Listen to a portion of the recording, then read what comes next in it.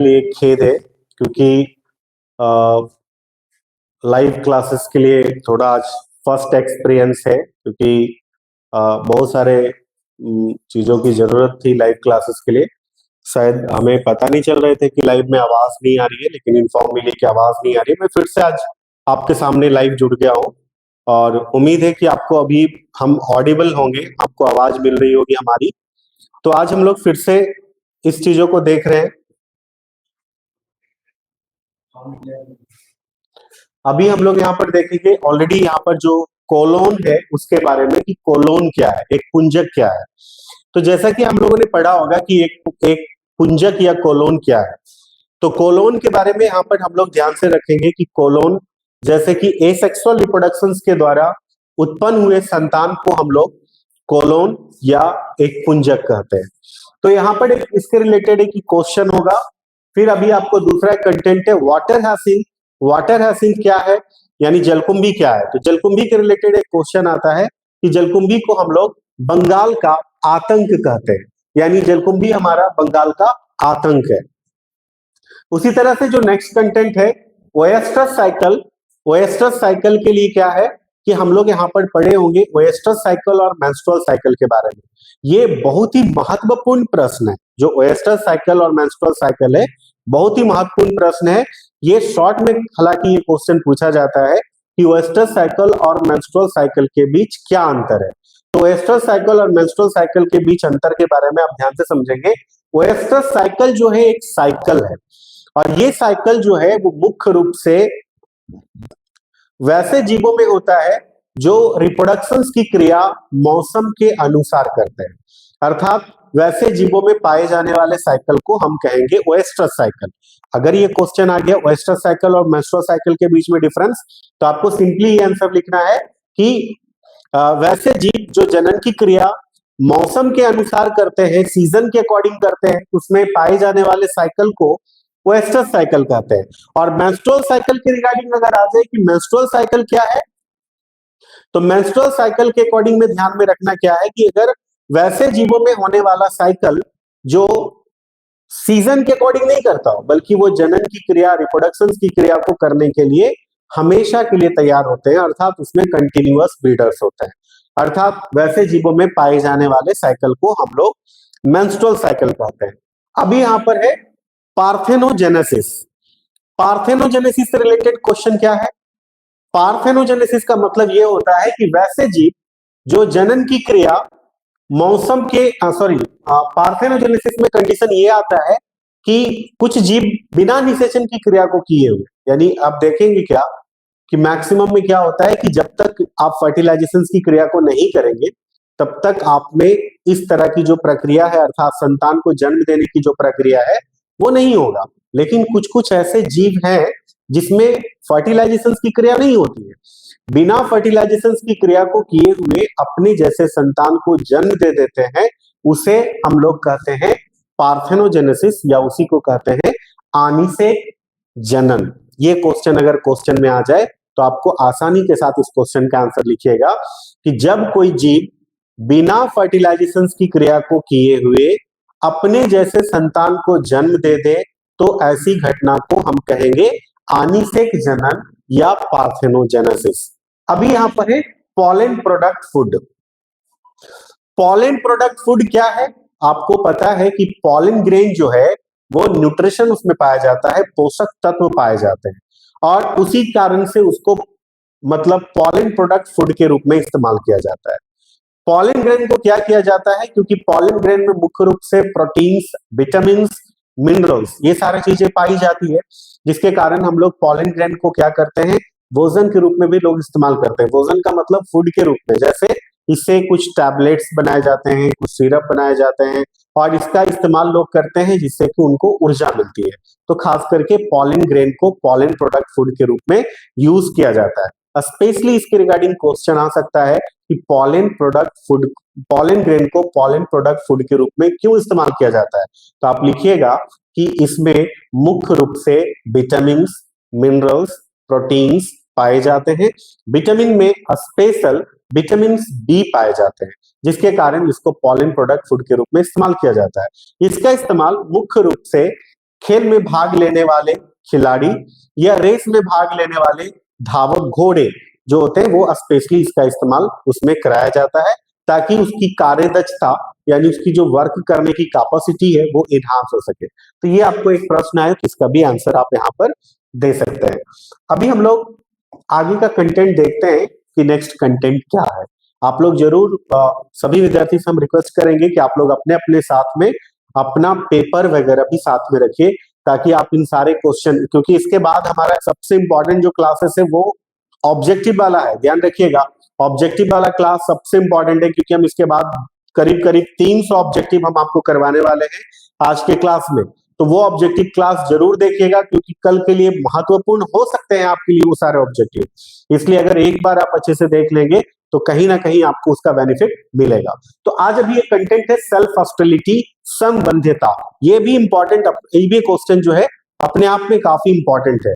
Self hostility का मतलब क्या होता है ना कि वैसे कोई पौधा स्पेशली जिसमें कि मतलब पॉलन ग्रेन और स्टिग्मा दोनों, वैसे फ्लावर में दोनों होने के बावजूद वो पॉलिनेशन की क्रिया को नहीं करता है। तो वैसे जीवों में ऐसी कंडीशंस जो होती है ना कि पॉलन ग्रेन और स्टिग्मा के रहने के बाद भी पॉलिनेशन की क्रिया नहीं होती है, तो वैसे कंडीशंस को हम लोग कहते हैं सेल्फ हॉस्टिलिटी यानी स्वयंबद्धता। उसके बाद है डाइकोगैमी, होमोगैमी। होमोगैमी, डाइकोगैमी, प्रोटेंडरी और प्रोटोगैनी, ये और हर्कोगैमी, ये जो कंटेंट आपके सामने दिख रहा है ये बहुत ही ज्यादा इंपॉर्टेंट है। अभी यहां पर आपको देखना है क्या क्वेश्चन है, हर्कोगैमी क्या है। हर्कोगैमी, फिर आपका सॉरी यहां पर ये आपका होमोगैमी। होमोगैमी का मतलब क्या होता है?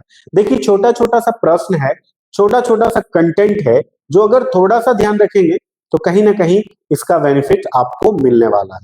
तो सबसे पहले हम लोग यहाँ पर ये ध्यान रखेंगे होमोगैमी क्या है।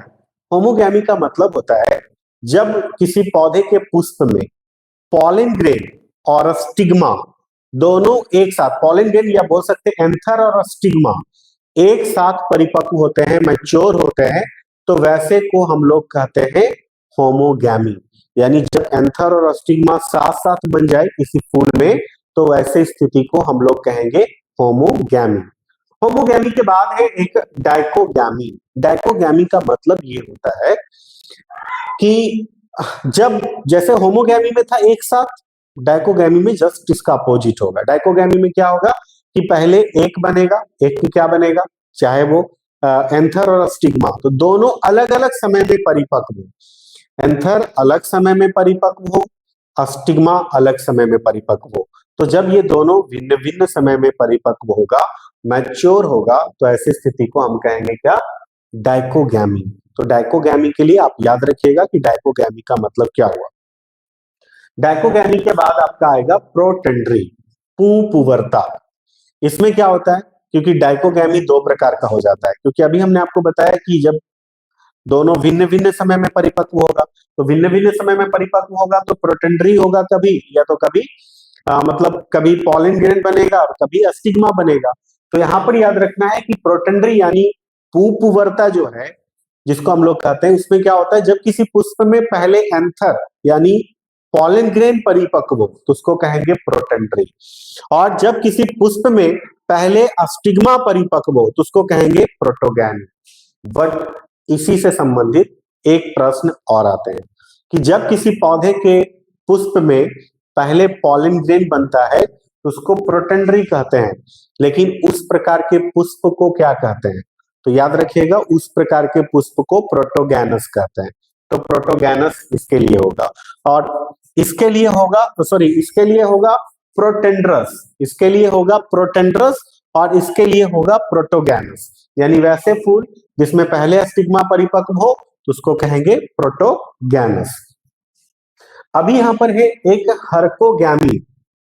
हर्कोगैमी का मतलब क्या होता है, तो हर्कोगैमी का मतलब होता है कि जब किसी पौधे के पुष्प में एंथर और स्टिग्मा दोनों हो, बट उस दोनों के बीच में कोई रुकावट हो, जिसके कारण या तो पॉलिनेशन होगा ही नहीं या तो पॉलिनेशन बहुत ही मुश्किल से हो, ऐसे को हम लोग कहेंगे हर्कोगैमी। क्या कहेंगे, हम ऐसे को कहेंगे हर्कोगैमी।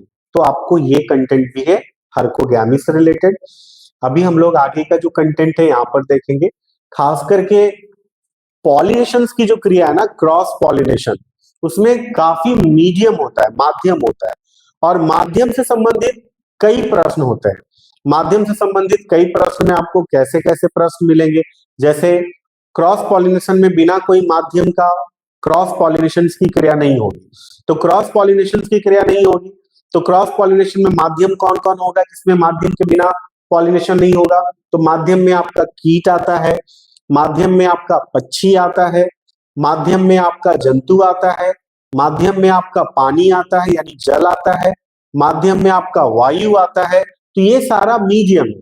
तो कौन सा मीडियम के माध्यम, मतलब कौन से मीडियम से पॉलिनेशन होगा तो उसको क्या कहेंगे, इसके संदर्भ में आप देखेंगे तो क्वेश्चन बैंक में कई प्रश्न आपके सामने मिलेंगे। उसमें से है जैसे इंटिमोफिली। तो इंटिमोफिली किसको कहेंगे? तो इंटिमोफिली कहते हैं जब कीट के द्वारा पॉलिनेशन होता है तो उसको कहते हैं इंटिमोफिली। फिर है ऑर्निथोफिली। तो ऑर्निथोफिली हम लोग कहते हैं जब पॉलिनेशन की क्रिया पक्षी के द्वारा हो, बर्ड्स के द्वारा हो तो ऑर्निथोफिली। जब पॉलिनेशन की क्रिया जंतु के द्वारा हो तो उसको कहते हैं जूफिली। जब पॉलिनेशन की क्रिया जल के द्वारा हो तो उसको कहेंगे हाइड्रोफिली। जब पॉलिनेशन की क्रिया वायु के द्वारा हो तो उसको कहेंगे एनिमोफिली। जब पॉलिनेशन की क्रिया चमगादड़ के द्वारा हो तो इसको कहेंगे कैरेप्टोफिली। अब यहाँ पर बाकी के कंटेंट्स, तो आपने यहाँ पर देखा है कि अलग अलग कई माध्यम है, और जो अलग अलग माध्यम है उसके माध्यम के अकॉर्डिंग जब पॉलिनेशन की क्रिया होती है तो उसको हम लोग अलग अलग नाम से जानते हैं। तो आप देखेंगे कई बार क्वेश्चन में ये क्वेश्चन आया है कि पक्षी के द्वारा होने वाले पॉलिनेशन को क्या कहते हैं? ऑर्निथोफिली। बाकी आएगा कीटों के द्वारा होने वाले पॉलिनेशन को क्या कहते हैं? तो आपको कीटों के द्वारा हमने बताया इंटिमोफिली। तो आप इस प्रश्न को ध्यान दीजिए और कॉपी में जरूर आप इसको नोट कर लीजिए, क्योंकि ये बहुत ही महत्वपूर्ण प्रश्न है, क्योंकि इसकी संभावना काफी ज्यादा है कि ऑब्जेक्टिव में ऐसे इनमें से कोई एक प्रश्न हो सकता है। इसलिए आप लोग जरूर इस कंटेंट को पढ़ करके तैयार रखें। नेक्स्ट है पार्थेनोकार्पी। याद कीजिए अभी अभी हम इससे पहले वाले कंटेंट में हम आपको पढ़ाए हैं पार्थेनोकार्पी के जगह पर पार्थेनोजेनेसिस, जिसमें हम बताए थे कि हर जीव बिना फर्टिलाइजेशन का कोई भी अपने जैसे जीव को जन्म नहीं दे सकता है, लेकिन कुछ ऐसे जीव है जिसमें बिना फर्टिलाइजेशन की क्रिया को हुए हुए अपने जैसे संतान को जन्म देने की क्षमता होती है, यानी वो घटना होती है, ऐसा होता है, तो उस तरह के उसको कंडीशंस को हम लोग पार्थेनोजेनेसिस कहते थे। अब यहाँ पर क्या है पार्थेनोकार्पी, इसमें क्या होगा, इसका डिफिनेशन होगा जब किसी पौधों में बिना फर्टिलाइजेशन के, जब किसी पौधों में बिना फर्टिलाइजेशन की क्रिया को किए हुए फल का निर्माण हो जाए। यहाँ पर था जीव और यहाँ पर है फल, फल का निर्माण हो जाए तो उसको कहेंगे पार्थेनोकार्पी अर्थात आनिसेक फलन।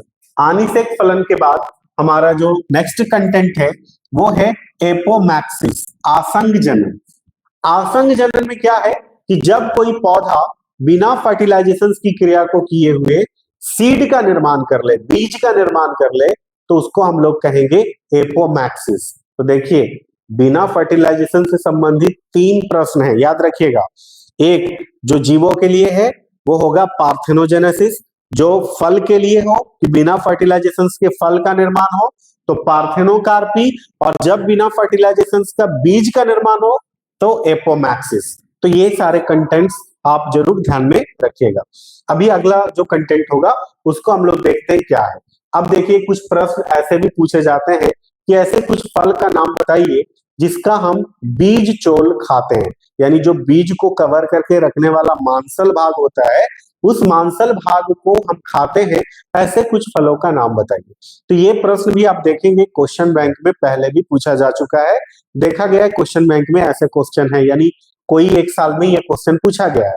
उसमें स्पेशली हम लोग को याद रखना है कुछ फल का नाम, ताकि अगर प्रश्न आएगा तो उस प्रश्न का उत्तर आप आसानी के साथ दे सकते हैं। जैसे अगर पूछ दे कि वो फल कौन सा है जिसका बीज चोल यानी एरिल हम खाते हैं, तो उसमें एक है मेरिस्टिका, जायफल, एनोना, शरीफा, लीची और जंगली जिलेबी। आप जानते होंगे इस जंगली जिलेबी के बारे में। शायद कुछ लोग नहीं भी जानते होंगे, क्योंकि आप जानते हैं कि आज का समय में जंगली जलेबी कौन खाता है, क्योंकि आज का जमाना क्या है, आज का जमाना आपका बर्गर का, मोमो का, चाउमीन का, तो जंगली जलेबी नहीं खाते होंगे।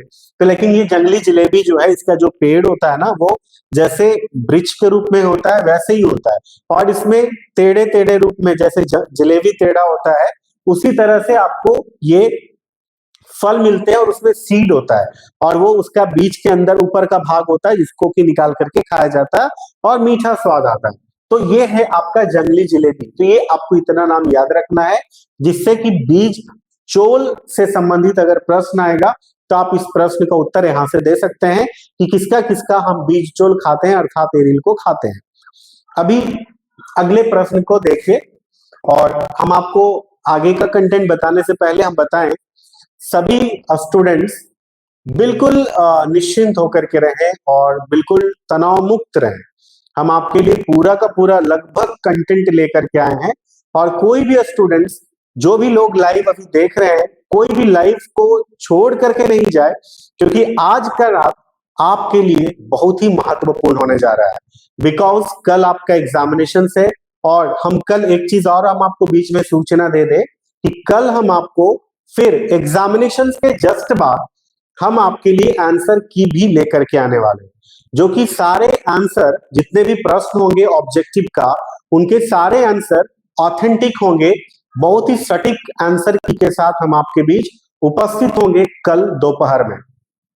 इसलिए परीक्षा देकर आने के बाद जरूर हमारे YouTube चैनल को आप विजिट कर लेंगे, आपको वहां पर हमारा वीडियो उपलब्ध होगा आंसर की से संबंधित। तो जरूर आप उस वीडियो को देखना ना भूलेंगे कल दोपहर में। तो आज हम लोग फिर आगे का कंटेंट आगे कंटिन्यू करते हैं। अभी देखेंगे इस प्रश्न के बारे में, कई साल इस प्रश्न को रिपीट किया गया है। जैसे ये क्या है, स्ट्रक्चर ऑफ स्पर्म, यानी शुक्राणु की संरचना, और इससे क्या क्या क्वेश्चन पूछे जाते हैं, हम लोग उसी के बारे में मुख्य रूप से चर्चा करेंगे। ये आप देख रहे होंगे पूरा स्ट्रक्चर है स्पर्म का। पूछता है प्रश्न कि स्पर्म जो है, यानी जो स्पर्म का जो स्ट्रक्चर होता है ह्यूमन का, उसमें आगे वाला जो भाग है उसको क्या कहते हैं? ये द्रव्य वाला भाग, इसको कहते हैं एक्रोसोम। याद रखिएगा, उसको एक्रोसोम कहते हैं। और इसके बीच में एक सेंटर में होता है न्यूक्लियस, और इसके बीच में यानी मिडिल पीस, क्योंकि इसमें एक हेड है, एक मिडिल पीस है और एक टेल है, ये तीन भाग है, इसमें दिख रहा होगा आपको स्पष्ट रूप से। तो इसमें जो हेड है, हेड के सेंटर में है न्यूक्लियस, और स्पर्म के मिडिल पीस में पाया जाता है mitochondria. This is a most important content, ये बहुत ही महत्वपूर्ण है माइटोकॉन्ड्रिया वाला संबंधित प्रश्न को लेकर, क्योंकि इससे रिलेटेड भी कई वर्ष ये क्वेश्चन बिहार बोर्ड ने स्पष्ट रूप से +2 के क्लास के क्वेश्चन पेपर में ये क्वेश्चन दिया है। क्वेश्चन कैसे रहता है कि मानव के शुक्राणु में, यानी ह्यूमन स्पर्म के मध्य में मिडिल पीस में कौन सी चीजें पाई जाती है? तो मिडिल पीस में आपको स्पष्ट दिख रहा है, यहां पर क्या है, माइटोकॉन्ड्रिया है। तो आपको ये माइटोकॉन्ड्रिया वाला याद रखना है, प्लस इसके स्ट्रक्चर को याद रखना है, बिकॉज ये कभी कभी शॉर्ट में ये क्वेश्चन पूछे जाते हैं कि मानव शुक्राणु का नामांकित चित्र बनावे, यानी मानव शुक्राणु यानी ह्यूमन स्पर्म का एक डायग्राम बनाइए, उसके नाम को लेवल भी कीजिए। तो आपको ये डायग्राम ध्यान रखना होगा, सामने दिख रहा होगा। आप चाहे तो इसका एक स्क्रीनशॉट ले लीजिए, ताकि वैसे विद्यार्थी जो अभी तक कहीं कुछ इसके बारे में पढ़ नहीं पाए होंगे, तो कम से कम आप स्क्रीनशॉट ले लेंगे, और स्क्रीनशॉट लेकर के इसको आप एक बार ड्रॉ करके प्रैक्टिस कर लेंगे, तो आने वाले एग्जाम कल जो होगा उसमें आपको ये सारे प्रश्न का उत्तर आसानी से आप दे सकते हैं। तो इसको आप लोग एक बार स्क्रीनशॉट ले लीजिए, तब हम आगे का जो कंटेंट है वो हम आगे आपको कंटिन्यू फिर करेंगे। तो जो भी स्क्रीनशॉट ले रहे हैं, जल्दी स्क्रीनशॉट ले लीजिए इस डायग्राम का, ताकि आप इस स्क्रीनशॉट के माध्यम से इस डायग्राम को आप स्पष्ट रूप से बना सकते हैं। तो अभी हम आगे का जो कंटेंट होगा उस पर हम लोग चर्चा करेंगे। अभी देखेंगे इसके रिलेटेड कुछ इंपॉर्टेंट क्वेश्चन आते हैं। आपको 3 तरह के क्वेश्चन आएंगे, गैमेटोजेनेसिस, स्पर्मेटोजेनेसिस, ओजेनेसिस। तो आपको यहां पर याद रखना है गैमेटोजेनेसिस यानी युग्मक जनन। इसमें याद रखना है कि मेल रिप्रोडक्टिव ऑर्गन में और फीमेल रिप्रोडक्टिव ऑर्गन में, मेल रिप्रोडक्टिव ऑर्गन में मेल गैमेट और फीमेल रिप्रोडक्टिव ऑर्गन में फीमेल गैमेट, दोनों का बनना यही कहलाता है गैमेटोजेनेसिस। यानी मेल गैमेट का भी बनना और फीमेल गैमेट का बनना, लेकिन दोनों कंबाइंड बनना, ये कहलाएगा गैमेटोजेनेसिस। अब यहां पर है स्पर्मेटोजेनेसिस। तो स्पर्मेटोजेनेसिस में ध्यान रखिएगा, जब सिर्फ स्पर्म बन रहा हो, शुक्राणु बन रहा हो, तो उसको कहेंगे स्पर्मेटोजेनेसिस। और जब आपका एग बन रहा हो सिर्फ, तो उसको कहेंगे ओजेनेसिस। तो याद रखिएगा, शॉर्ट में इसको याद रखने का तरीका क्या है, गैमेटोजेनेसिस यानी दोनों गैमेट का बनना, मेल गैमेट और फीमेल गैमेट का बनना। स्पर्मेटोजेनेसिस सिर्फ स्पर्म का बनना। ओजेनेसिस मींस सिर्फ एग का बनना। तो ये हम लोग यहां पर इसको ध्यान में रखेंगे। साथ ही साथ आपको एक कंटेंट आ सकता है, शॉर्ट में क्वेश्चन आ सकता है, पार्टुरेशन क्या है, प्रसव क्या है। प्रसव एक प्रक्रिया है, एक प्रोसेस है। हम जानते हैं कि ह्यूमन में या किसी भी जंतु में प्रेगनेंसी की एक पूरी पीरियड होती है, जिसमें कि जो बच्चा होता है, जो फीटस होता है, उसका प्रॉपर ग्रोथ होता है, विकास होता है, और जब वो पूर्ण रूप से विकसित हो जाता है, डेवलप हो जाता है, तब ये जन्म लेता है। तो रिप्रोडक्टिव ऑर्गन के द्वारा प्रेगनेंसी के पूर्ण समय होने के बाद, प्रेगनेंसी के पूर्ण समय होने के बाद जब ये बच्चा का जन्म लेने का जो प्रक्रिया होता है, बच्चा जो जन्म लेता है, उसे ही हम लोग कहते हैं पार्टुरेशन, या उसे ही हम लोग कहते हैं प्रसव। प्रसव के बाद जो नेक्स्ट कंटेंट हम लोग को है, वो है यहाँ पर एसटीडी रोग यानी यौन संचारित रोग। ये प्रश्न जो आप देख रहे हैं ना, एसटीडी यौन संचारित रोग, बहुत ही ज्यादा इंपॉर्टेंट है। आप इसको VBI क्वेश्चन के रूप में कर सकते हैं, क्योंकि ये प्रश्न पूछे जा सकते हैं। कोई 5 यौन संचारित रोगों का नाम लिखिए, 5 यौन संचारित रोगों का नाम जरूर आपको लिखना है, और इसके रिलेटेड ये क्वेश्चन आने की संभावना काफी ज्यादा है, क्योंकि ये प्रश्न 2 चैप्टर में पढ़ना है आपको। एक लेसन 3 ह्यूमन रिप्रोडक्शन में, ह्यूमन रिप्रोडक्टिव हेल्थ में पढ़ना है आपको, ये चौथे लेसन में, और एक 8वां लेसन में पढ़ना है ह्यूमन डिजीज में। तो आपको ये मुख्य रूप से ध्यान रखना है कि यौन संचारित रोग के बारे में याद रखेंगे कि यौन संचारित रोग क्या क्या है। जैसे हर्पीस, जैसे आपका हर्पीस हो गया, फिर आपका यूरेथ्राइटिस हो गया, सर्बिसाइटिस हो गया, साल्पिंजाइटिस हो गया, एड्स हो गया, गोनोरिया हो गया। ये सारा नाम जो भी हम बोले हैं, ये सभी एसटीडी रोग है। तो आपको कोई 5 याद रखना है। तो सिंपल आपको 5 याद रखना है। तो आप चाहें तो अगर आप नोट कर रहे हैं तो नोट कर लेंगे। जैसे आपको एक एड्स नोट कर सकते हैं, दूसरा गोनोरिया, दूसरा, तीसरा सिफिलिस, चौथा हर्पिस, 5वां यूरेथ्राइटिस, छठा सर्बिसाइटिस, 7वां साल्पिंजाइटिस। तो 7 याद है, 7 हमने बताया। उसमें से कोई भी 5 अगर पूछेगा तो आप उसको लिख सकते हैं एसटीडी रोग के बारे में। ये एसटीडी रोग जो है, इसकी जांच एक लैब में होती है, एक लैब में होती है, और उस लैब को हम लोग कहते हैं VDRL। ये भी क्वेश्चन आता है कि एसटीडी रोगों की जांच मुख्यतः किस लेबोरेटरी में किया जाता है। तो लेबोरेटरी का नाम VDRL है, जिसका पूरा नाम होता है वेनेरियल डिजीज रिसर्च लेबोरेटरी। तो ये आपको कंटेंट याद रखना है कि VDRL में एसटीडी रोगों की जांच होती है, और VDRL का पूरा नाम भी याद रखना है, क्योंकि कभी कभी ऐसा भी होता है कि सिर्फ VDRL का क्वेश्चन मतलब शॉर्ट फॉर्म देगा, फुल फॉर्म आपको लिखने के लिए होगा। नेक्स्ट है वर्ड वासेक्टोमी, ट्यूबेक्टोमी। वासेक्टोमी क्या है? वासेक्टोमी बर्थ कंट्रोल करने का एक प्रक्रिया है, प्रोसेस है, और ये आता है सर्जिकल मेथड में। सर्जिकल मेथड में क्या होता है कि पुरुषों की नसबंदी की जाती है। जिसमें क्या किया जाता है, पुरुषों के टेस्टिस से दो डक्ट निकलती है जिसका नाम होता है वास डिफरेंस। उस वास डिफरेंस को काट करके धागे से बांध दिया जाता है या क्लिप कर दिया जाता है। और वो जो क्लिप कर दिया जाता है पुरुषों में उसके वास डिफरेंस को, तो वैसे कंडीशंस में क्या होता है कि स्पर्म का जो फ्लो है वो आगे नहीं हो पाता है, जिसके कारण से वैसे फीमेल का एग के साथ स्पर्म का फ्यूजन नहीं होता है, जिसके कारण फर्टिलाइजेशन की क्रिया नहीं होती है और वैसे फीमेल बच्चे को जन्म नहीं दे पाते हैं।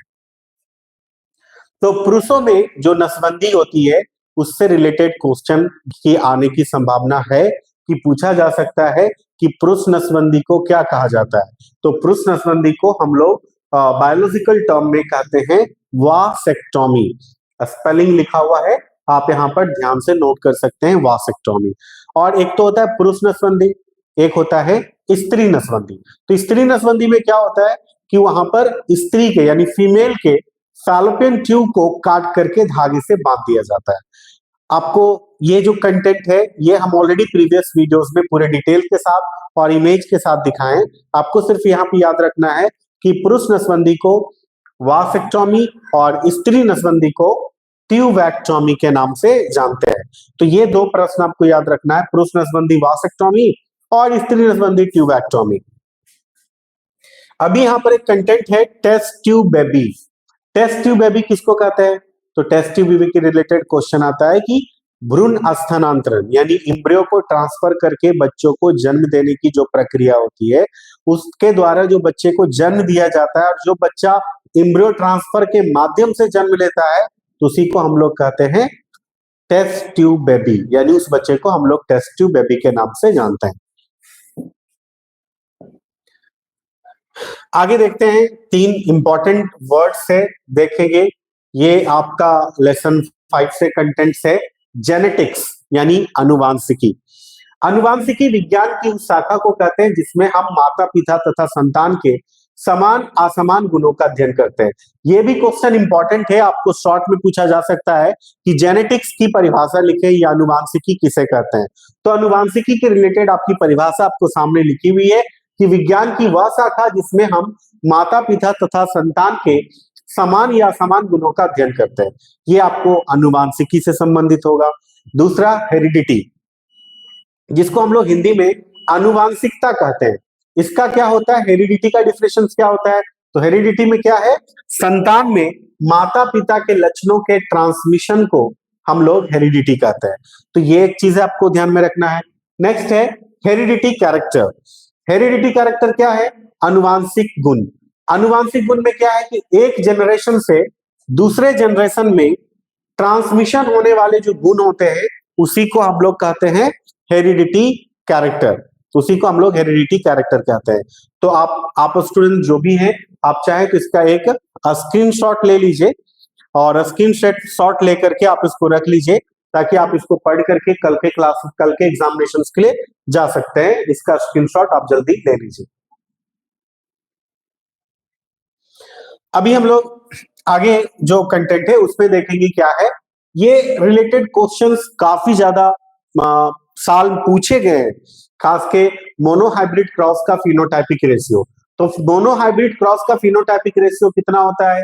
तो 3:1 यानी 3:1 होता है फिनोटाइपिक रेशियो। मोनोहाइब्रिड क्रॉस का जीनोटाइपिक रेशियो कितना होता है? तो 1:2:1 यानी 1:2:1। यहाँ ध्यान रखिएगा, जीनोटाइपिक पूछेगा तो ये आंसर देना है, फिनोटाइपिक पूछेगा तो ये आंसर देना है। और जब डाइहाइब्रिड क्रॉस का, याद रखिएगा ये दोनों मोनोहाइब्रिड क्रॉस का था, डाइहाइब्रिड क्रॉस का फिनोटाइपिक रेशियो पूछेगा तो आपको यहाँ आंसर देना है 9:3:3:1। तो ये आपको वहां पर आंसर देना है डाइहाइब्रिड क्रॉस का। डाइहाइब्रिड क्रॉस का जीनोटाइपिक रेशियो अगर पूछा जाए तो आप यहाँ पर जवाब दे सकते हैं कि 4:2:2:2:2:2:1:1:1:1। ये आपका डाइहाइब्रिड क्रॉस का जीनोटाइपिक रेशियो है। तो ये रेशियो से संबंधित भी प्रश्न की संभावना काफी ज्यादा है, इसलिए आप इसका भी अगर हो सके तो एक स्क्रीनशॉट लेकर के ध्यान से इसको समझ करके याद रखिएगा ताकि कल प्रश्न आ जाए, चाहे तो मोनोहाइब्रिड क्रॉस का रेशियो पूछ दे, मोनोहाइब्रिड क्रॉस का फिनोटाइपिक पूछ दे, या जीनोटाइपिक पूछ दे, या फिर डाइहाइब्रिड क्रॉस का फिनोटाइपिक पूछ दे, या डायहाइब्रिड क्रॉस का जीनोटाइपिक रेशियो पूछ दे, तो ये आपका कंटेंट्स आप वहां पर पढ़ करके जाएंगे तो कहीं दिक्कत होने की संभावना नहीं है। आराम से सॉलिड 1 नंबर आपको आ सकता है अगर ये प्रश्न एमसीक्यू में पूछा जाएगा तो। अभी हम लोग आगे देखते हैं क्या है आगे। ये प्रश्न भी काफी इंपॉर्टेंट है। पहले लॉ ऑफ डोमिनेंस, प्रभाविता का नियम। प्रभाविता के नियम में हम लोग ध्यान रखेंगे, एक प्रश्न ये आता है कि मेंडल्स ने एक लॉ दिया था, लॉ ऑफ डोमिनेंस, प्रभाविता का नियम। इन्होंने कहा था कि जब 2 एलील को आपस में हम क्रॉस कराते हैं तो उसमें से एक लक्षण दिखता है और एक लक्षण हाइड हो जाता है। दिखने वाले लक्षण को उन्होंने कहा कि हम उसे कहते हैं डोमिनेंस, और जो नहीं दिखता है उसको हम लोग कहते हैं रिसेसिव। ये प्रभाविता का नियम है। यानी प्रभाविता के नियम में हम लोग इस बात को ध्यान रखेंगे लॉ ऑफ डोमिनेंस में कि एक दिखने वाला लक्षण डोमिनेंट और जो छिप गया लक्षण है, जो नहीं दिख रहा लक्षण है, उसको कहेंगे रिसेसिव। अब है सेक्स डिटर्मिनेशन इन ह्यूमन, मानव में लिंग निर्धारण कैसे होता है। आपको पता है मानव में क्रोमोसोम्स के बारे में। क्रोमोसोम्स 2 तरह के, एक ऑटोसोम और एक सेक्स क्रोमोसोम। और आपको यह भी मालूम होना चाहिए कि सेक्स क्रोमोसोम ही है जो खास करके लिंगों का निर्धारण करता है, और उसमें खास करके जो भी मेल और फीमेल होने का रिस्पॉन्सिबिलिटी है वो मेल के क्रोमोसोम पे डिपेंड करता है, क्योंकि मेल में सेक्स क्रोमोसोम एक्स और वाई के रूप में रहता है, आप यहां देख सकते हैं, और फीमेल में जो सेक्स क्रोमोसोम है वो एक्स एक्स के रूप में रहता है। यानी फीमेल के पास कोई ऐसा कंडीशन नहीं है कि वो मेल को या फीमेल को जन्म दे, यानी जब भी ये देंगे तो अपना एक्स देंगे। तो इसमें क्या होता है कि जब पुरुष अपने सेक्स क्रोमोसोम के रूप में एक्स देते हैं और फीमेल भी अपना एक्स देते हैं, तो एक्स एक्स जब मिलता है तो यहाँ पर ये लड़की पैदा होती है, क्योंकि उसका सेक्स डिटर्मिनेशन जो होता है वो फीमेल का होता है। वैसे अगर मेल अपना वाई क्रोमोसोम पार्टिसिपेट करता है और फीमेल एक्स क्रोमोसोम, तो यहाँ पर मेल जन्म लेता है। तो यहाँ पर सेम कंडीशंस आपको दर्शाया गया है मेल और फीमेल का। सिंपल समझ लीजिएगा कि मेल और फीमेल का होना ये डिपेंड्स करता है मेल के सेक्स क्रोमोसोम पर, क्योंकि उसी में 2 तरह का क्रोमोसोम है, जबकि फीमेल में तो ऐसा कोई कंडीशन नहीं है। तो इसलिए यहाँ पर हम लोगों को ध्यान रखने की जरूरत है कि आज के समाज में आप देखते होंगे कि ऐसे कई लोगों के बीच ये अवधारणा है कि अगर कोई फीमेल मतलब फीमेल बच्चों को जन्म दिए हैं तो उनको काफी ज्यादा प्रताड़ित किया जाता है, और यही उनको झेलना पड़ता है कि तुम लड़की को पैदा कर रही हो, सिर्फ लड़की को जन्म दे रही हो, जबकि फीमेल इसके लिए कहीं भी रिस्पॉन्सिबल नहीं है। अगर हम लोग साइंस के दृष्टिकोण से देखें तो कहीं से फीमेल का रिस्पॉन्सिबल है ही नहीं कि वो मेल और फीमेल को जन्म दे। ये सीधा सीधा मेल के क्रोमोसोम पे डिपेंड करता है। लेकिन फिर भी आज हमारे समाज में इस तरह की अवधारणा आज भी है। तो हम लोगों को कम से कम ये अवधारणा को दूर करना चाहिए, क्योंकि हम लोग इसके बारे में पढ़ रहे हैं, सेक्स क्रोमोसोम के बारे में जान रहे हैं, तो स्वाभाविक है कि इसके बारे में लोगों को अवेयर करें और बताएं कि अगर ऐसा मेल और फीमेल जो भी जन्म लेते हैं उसमें फीमेल कहीं से रिस्पॉन्सिबल नहीं होते हैं। इसके लिए सीधा सीधा मेल ही रिस्पॉन्सिबल होते हैं, क्योंकि मेल के सेक्स क्रोमोसोम पे डिपेंड करता है। तो आपको सेक्स डिटर्मिनेशन के रिगार्डिंग आ जाए तो याद रखेंगे सारे कंटेंट को। साथ ही साथ इससे रिलेटेड एक ऑब्जेक्टिव क्वेश्चन आता है, सेक्स डिटर्मिनेशन थ्योरी को दूसरे किस नाम से जानते हैं। ये प्रश्न भी आप नोट कर लीजिए ऐसे प्रश्न के बारे में।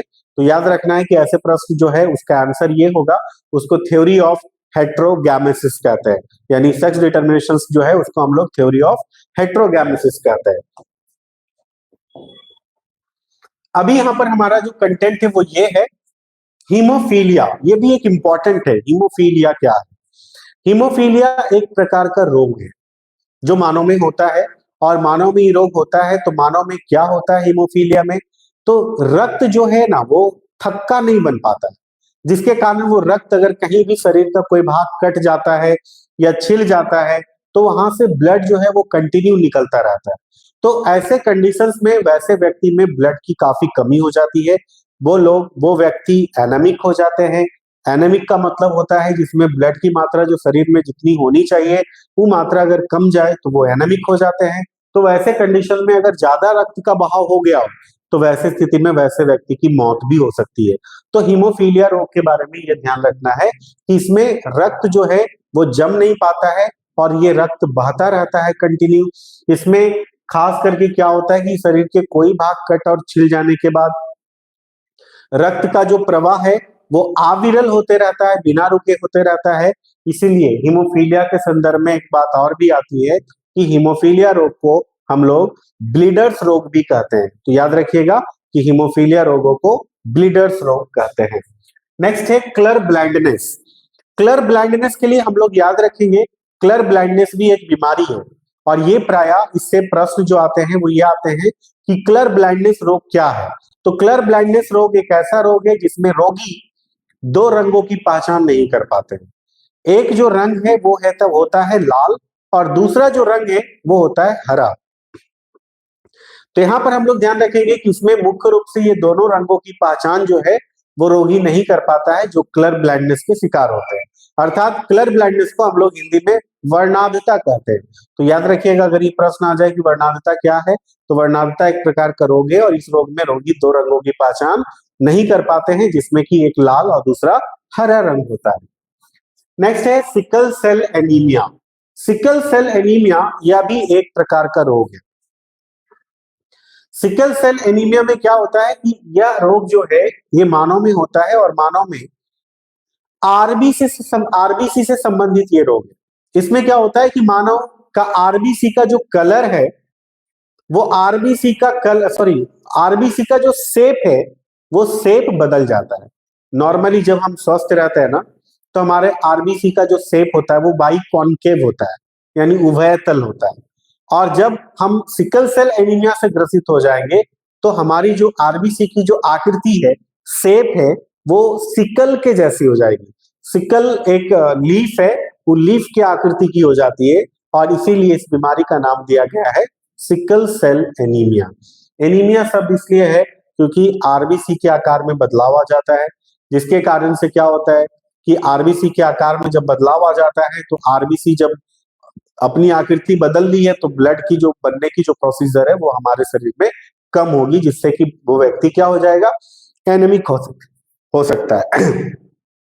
अभी नेक्स्ट है क्रोमोसोमल डिसऑर्डर। क्रोमोसोमल डिसऑर्डर ये भी बहुत इंपॉर्टेंट कंटेंट है, ध्यान रखेंगे। क्रोमोसोमल डिसऑर्डर में क्या क्या पढ़ना है, टर्नर सिंड्रोम, डाउन सिंड्रोम और क्लाइनफेल्टर सिंड्रोम। यहाँ पर देखेंगे ये एक है टर्नर सिंड्रोम, डाउन सिंड्रोम और क्लाइनफेल्टर सिंड्रोम। तो डाउन सिंड्रोम, टर्नर सिंड्रोम महिलाओं से संबंधित है। ये महिला में होता है टर्नर सिंड्रोम और इसमें क्या होता है कि क्रोमोसोम की संख्या 2n-1 हो जाती है, यानी वैसे फीमेल में क्रोमोसोम की संख्या 46-1 हो जाती है, यानी टोटल 45 क्रोमोसोम हो जाते हैं। और वैसी स्थिति में वैसी महिलाओं में क्या होता है, जो एग है वो बनकर पूरी तरह से मैच्योर नहीं होता है और वो जो है वो एग जो है इस तरह से बर्बाद हो जाते हैं, जिसके कारण से वैसे फीमेल में प्रेगनेंसी की शुरुआत नहीं होती है और वैसे फीमेल बच्चों को जन्म नहीं दे सकते। अर्थात वैसी स्त्री को हम लोग बांझ स्त्री कहते हैं, वो टर्नर सिंड्रोम।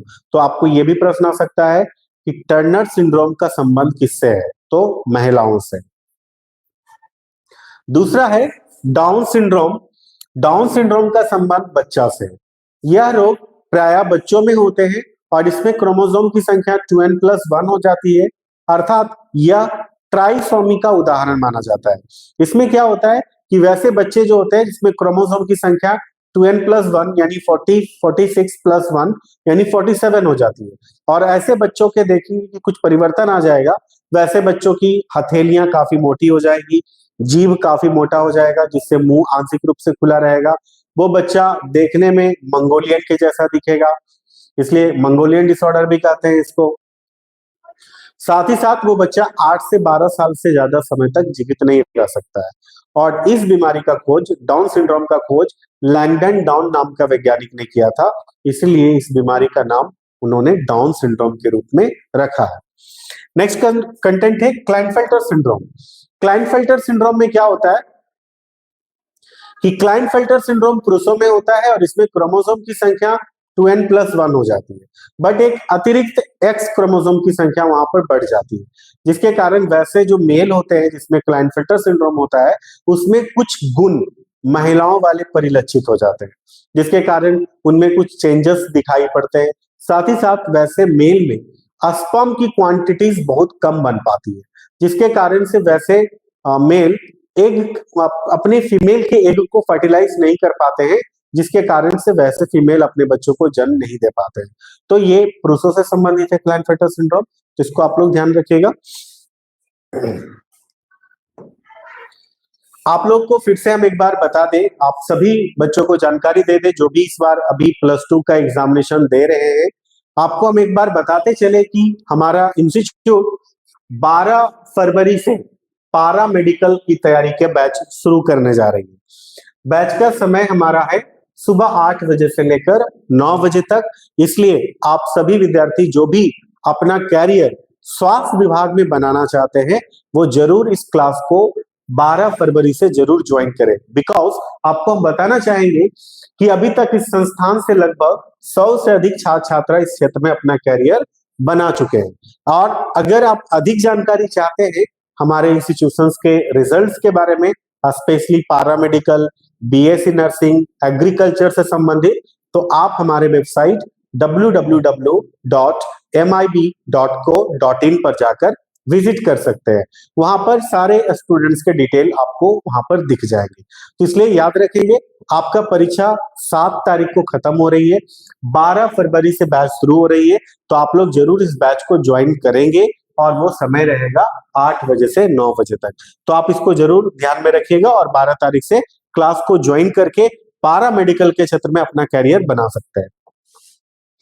अभी हम लोग आगे देखते हैं क्या है कि फ्रेडरिक ग्रिफ्थ के बारे में हम आपको बता दें। फ्रेडरिक ग्रिफ्थ क्या? फ्रेडरिक ग्रिफ्थ जो है 1928 में एक बात बताया था स्ट्रेप्टोकोकस निमोनी बैक्टीरिया के बारे में। एक बैक्टीरिया है जिसका नाम है स्ट्रेप्टोकोकस निमोनी। ये बैक्टीरिया मुख्य रूप से 2 प्रकार के होते हैं, एक को हम लोग एस टाइप और दूसरे को आर टाइप कहते हैं। एक है जो वायरुलेंट होता है और एक नॉन वायरुलेंट होता है। तो इसके संदर्भ में अगर क्वेश्चन आ जाए कि स्ट्रेप्टोकोकस निमोनी बैक्टीरिया जो है कौन सा बीमारी मानव में फैलाता है, तो याद रखेंगे वो बीमारी का नाम होगा निमोनिया। दूसरा है वो कौन कौन से टाइप के होते हैं, 2 होते हैं, एक एस टाइप और एक आर टाइप। एस टाइप वाला का जो पोजीशन यानी शेप एक ऐसा होता है, तो वह स्मूथ होता है और कैप्सुलेटेड होता है। जबकि आर टाइप वाला कैसा होता है, तो आर टाइप वाला जो है हमारा वो रफ होता है और नॉन कैप्सुलेटेड होता है। तो यहां पर हम लोग देख लिए कि एस टाइप वाला जो है वायरुलेंट है और आर टाइप वाला जो है वो नॉन वायरुलेंट है, इसको भी हम लोग ध्यान रखेंगे। तो क्वेश्चन आ जाएगा कि स्ट्रेप्टोकोकस निमोनी बैक्टीरिया जो एक निमोनिया नाम की बीमारी को फैलाता है, उसमें उसके जो 2 टाइप हैं एस टाइप और आर टाइप, इसमें रोग कौन फैलाता है, तो ये रोग फैलाता है एस टाइप। आर टाइप रोग नहीं फैलाता है क्योंकि ये है नॉन वायरुलेंट। अगला एक प्रश्न जो आता है ना खासकर ऑब्जेक्टिव में, वो प्रश्न ये है, डीएनए का डबल हेलिक्स मॉडल को किसने बनाया और कब बनाया? तो याद रखिएगा, डीएनए का डबल हेलिक्स मॉडल को जेम्स वाटसन और फ्रांसिस क्रिक नाम का वैज्ञानिक ने 1953 में बनाने का काम किया। तो याद रखेंगे, यह भी प्रश्न अगर क्वेश्चन में आ जाए कि डीएनए का डबल हेलिक्स मॉडल को किसने और कब प्रस्तावित किया, तो ये आंसर हमारा होगा जेम्स वाटसन और फ्रांसिस क्रिक ने 1953 ईस्वी में। सभी विद्यार्थी लाइव बने रहेंगे बिकॉज हम आपको बता चुके हैं, हम आपके लिए ऑब्जेक्टिव भी लेकर के आए हैं। अभी हम आपको पॉइंट जो है वो क्लियर करवा दे रहे हैं ताकि कहीं से भी क्वेश्चन छूट ना पाए आपसे। जो भी प्रश्न आए उसका सारा आंसर आप आसानी से दे सके, इसी के लिए आज हम लाइव में हैं। इसलिए आप आज का रात आपके लिए काफी इंपॉर्टेंट होने वाला है, इसलिए सभी लोग लाइव में बने रहें और हर एक चीज को ध्यान से देखें, जो जो चीजें आज हम आपको बताने जा रहे हैं। एक प्रश्न आता है कि डीएनए फिंगरप्रिंटिंग क्या है? डीएनए फिंगरप्रिंटिंग एक तकनीक है और इस तकनीक के माध्यम से हम किसी भी अपराधियों को पकड़ लेते हैं। मतलब अपराधियों को पकड़ने में ये टेक्निक आज के समय में काफी इंपॉर्टेंट है और इस तकनीक का जो खोज है वो करने वाले साइंटिस्ट का नाम है एलेक जेफरीज। क्या नाम है? एलेक्स जेफरीज नाम का वैज्ञानिक है जिन्होंने इसका खोज किया। हम आपको बता दें, इससे संबंध में एक क्वेश्चन ये भी आता है कि डीएनए फिंगरप्रिंटिंग की जांच कौन सी प्रयोगशाला में की जाती है। सभी स्टूडेंट्स ध्यान रखिएगा, आपको कुछ समय पहले, अभी तो वो सीरियल खत्म हो गया है, वो काफी चर्चित सीरियल था जिसका नाम था सीआईडी।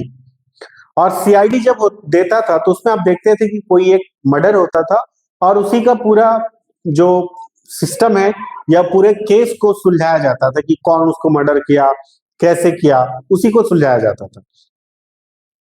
तो उसमें देखते थे जब भी सीआईडी चलता था तो सीआईडी में क्या दिखाता था कि जब कोई लाश आया है, उसका बॉडी आया तो लैब में दिखाता था उसको, और लैब जब दिखाता था तो लैब के ऊपर पहले एक फोकस करता था और वहां पर लिखा रहता था कि वो लैब कौन सा होता है।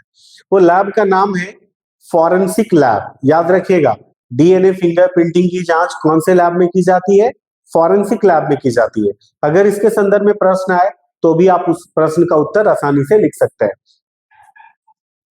अभी है इवोल्यूशन यानी क्रम विकास। क्रम विकास के सिद्धांत के अनुसार जितने भी वर्तमान जीव जंतु संसार में है, उनकी उत्पत्ति पूर्व स्थित अनेक अन्य जीव जंतुओं से हुई है। यानी क्रम विकास सिद्धांत में कहा गया है कि किसी भी जीवों की उत्पत्ति स्वतः या किसी अकार्बनिक पदार्थों से नहीं हुई है, उनकी उत्पत्ति कहीं ना कहीं उनके पूर्वजों से हुई है। यही क्रम विकास थ्योरी यानी थ्योरी ऑफ इवोल्यूशन भी यही है, क्रम विकास का सिद्धांत यही कहता है। अगर आपको प्रश्न आ जाए कि क्रम विकास सिद्धांत क्या है या क्रम विकास क्या है, तो आप इस प्रश्न का उत्तर इसी डेफिनेशंस के रूप में वहां पर स्पष्ट रूप से लिखेंगे। डेफिनेटली आपको वहां पर शॉर्ट क्वेश्चन के रूप में ये 2 मार्क्स मिल जाएंगे। अभी इसी कंटेंट में पूछा जाता है 2 प्रयोग, एक रेडी का प्रयोग जिसको हम लोग फ्रांसिस्को रेडी का प्रयोग कहते हैं, और एक लुई पास्टर का प्रयोग। फ्रांसिस्को रेडी का प्रयोग में हम लोग क्या देखते हैं कि फ्रांसिस्को रेडी का जो प्रयोग है उसमें पढ़े होंगे आप कि शीशे के जार में मांस के टुकड़ों को रखा गया था और यह साबित करने के लिए कि क्या मक्खियां मांस के टुकड़े से जन्म लेती है। और फ्रांसिस्को रेडी ने इस तरह से प्रयोग करके ये बताने का काम किया था कि मक्खियां मांस के टुकड़े से जन्म ले लेती है। उन्होंने 2 जार लिया था, एक जार जो खुला था और एक जार बंद था। देखा गया कि खुले जार में मक्खियां थे वहां पर और बंद जार में मक्खियां नहीं थे, जिसके कारण यह स्पष्ट हुआ कि बंद जार में अगर मक्खियां नहीं है तो अगर मक्खियां मांस के टुकड़े से जन्म लेती तो बंद जार में भी होती, लेकिन ऐसा नहीं था। इसलिए रेडी का प्रयोग, इस तरह से रेडी ने अपना प्रयोग करके, खास करके जो व्यक्ति थे जो इन्होंने ऐसा स्टेटमेंट दिया था मांस के टुकड़े से मक्खियों का निर्माण होता है, उसके बारे में उन्होंने जानकारी देने का काम किया था। फिर है लुई पास्चर। लुई पास्चर भी, कुछ लोगों ने कहा कि नहीं, रसायन के द्वारा जीवों की उत्पत्ति होती है, तो लुई पास्चर ने भी अपने रसायन के थ्रू प्रयोग किया और पाया कि नहीं, कोई रसायन के द्वारा भी जीवों की उत्पत्ति नहीं होती है। तो उस रूप में उन्होंने भी इस तरह से इसको साबित करने का काम किया। नेक्स्ट है समजात अंग होमोलोगस ऑर्गेन और एक है असमजात अंग एनालोगस ऑर्गेन। ये this is the most important question for upcoming examinations. जो अभी आने वाला एग्जाम है उसके लिए समजात और असमजात अंग बहुत ही ज्यादा इंपॉर्टेंट होने वाला है, इसलिए आप इसको जरूर याद करके कल के एग्जाम में जाएंगे, ताकि अगर ये प्रश्न आता है तो कहीं ना कहीं आप इस प्रश्न का उत्तर आसानी से लिख सकते हैं। समजात अंग में हम शॉर्ट में आपको ट्रिक्स के माध्यम से बताएंगे कि आसानी के साथ कैसे आप लिख सकते हैं। वर्ड आपको बनाना है, हम तरीका बता देते हैं।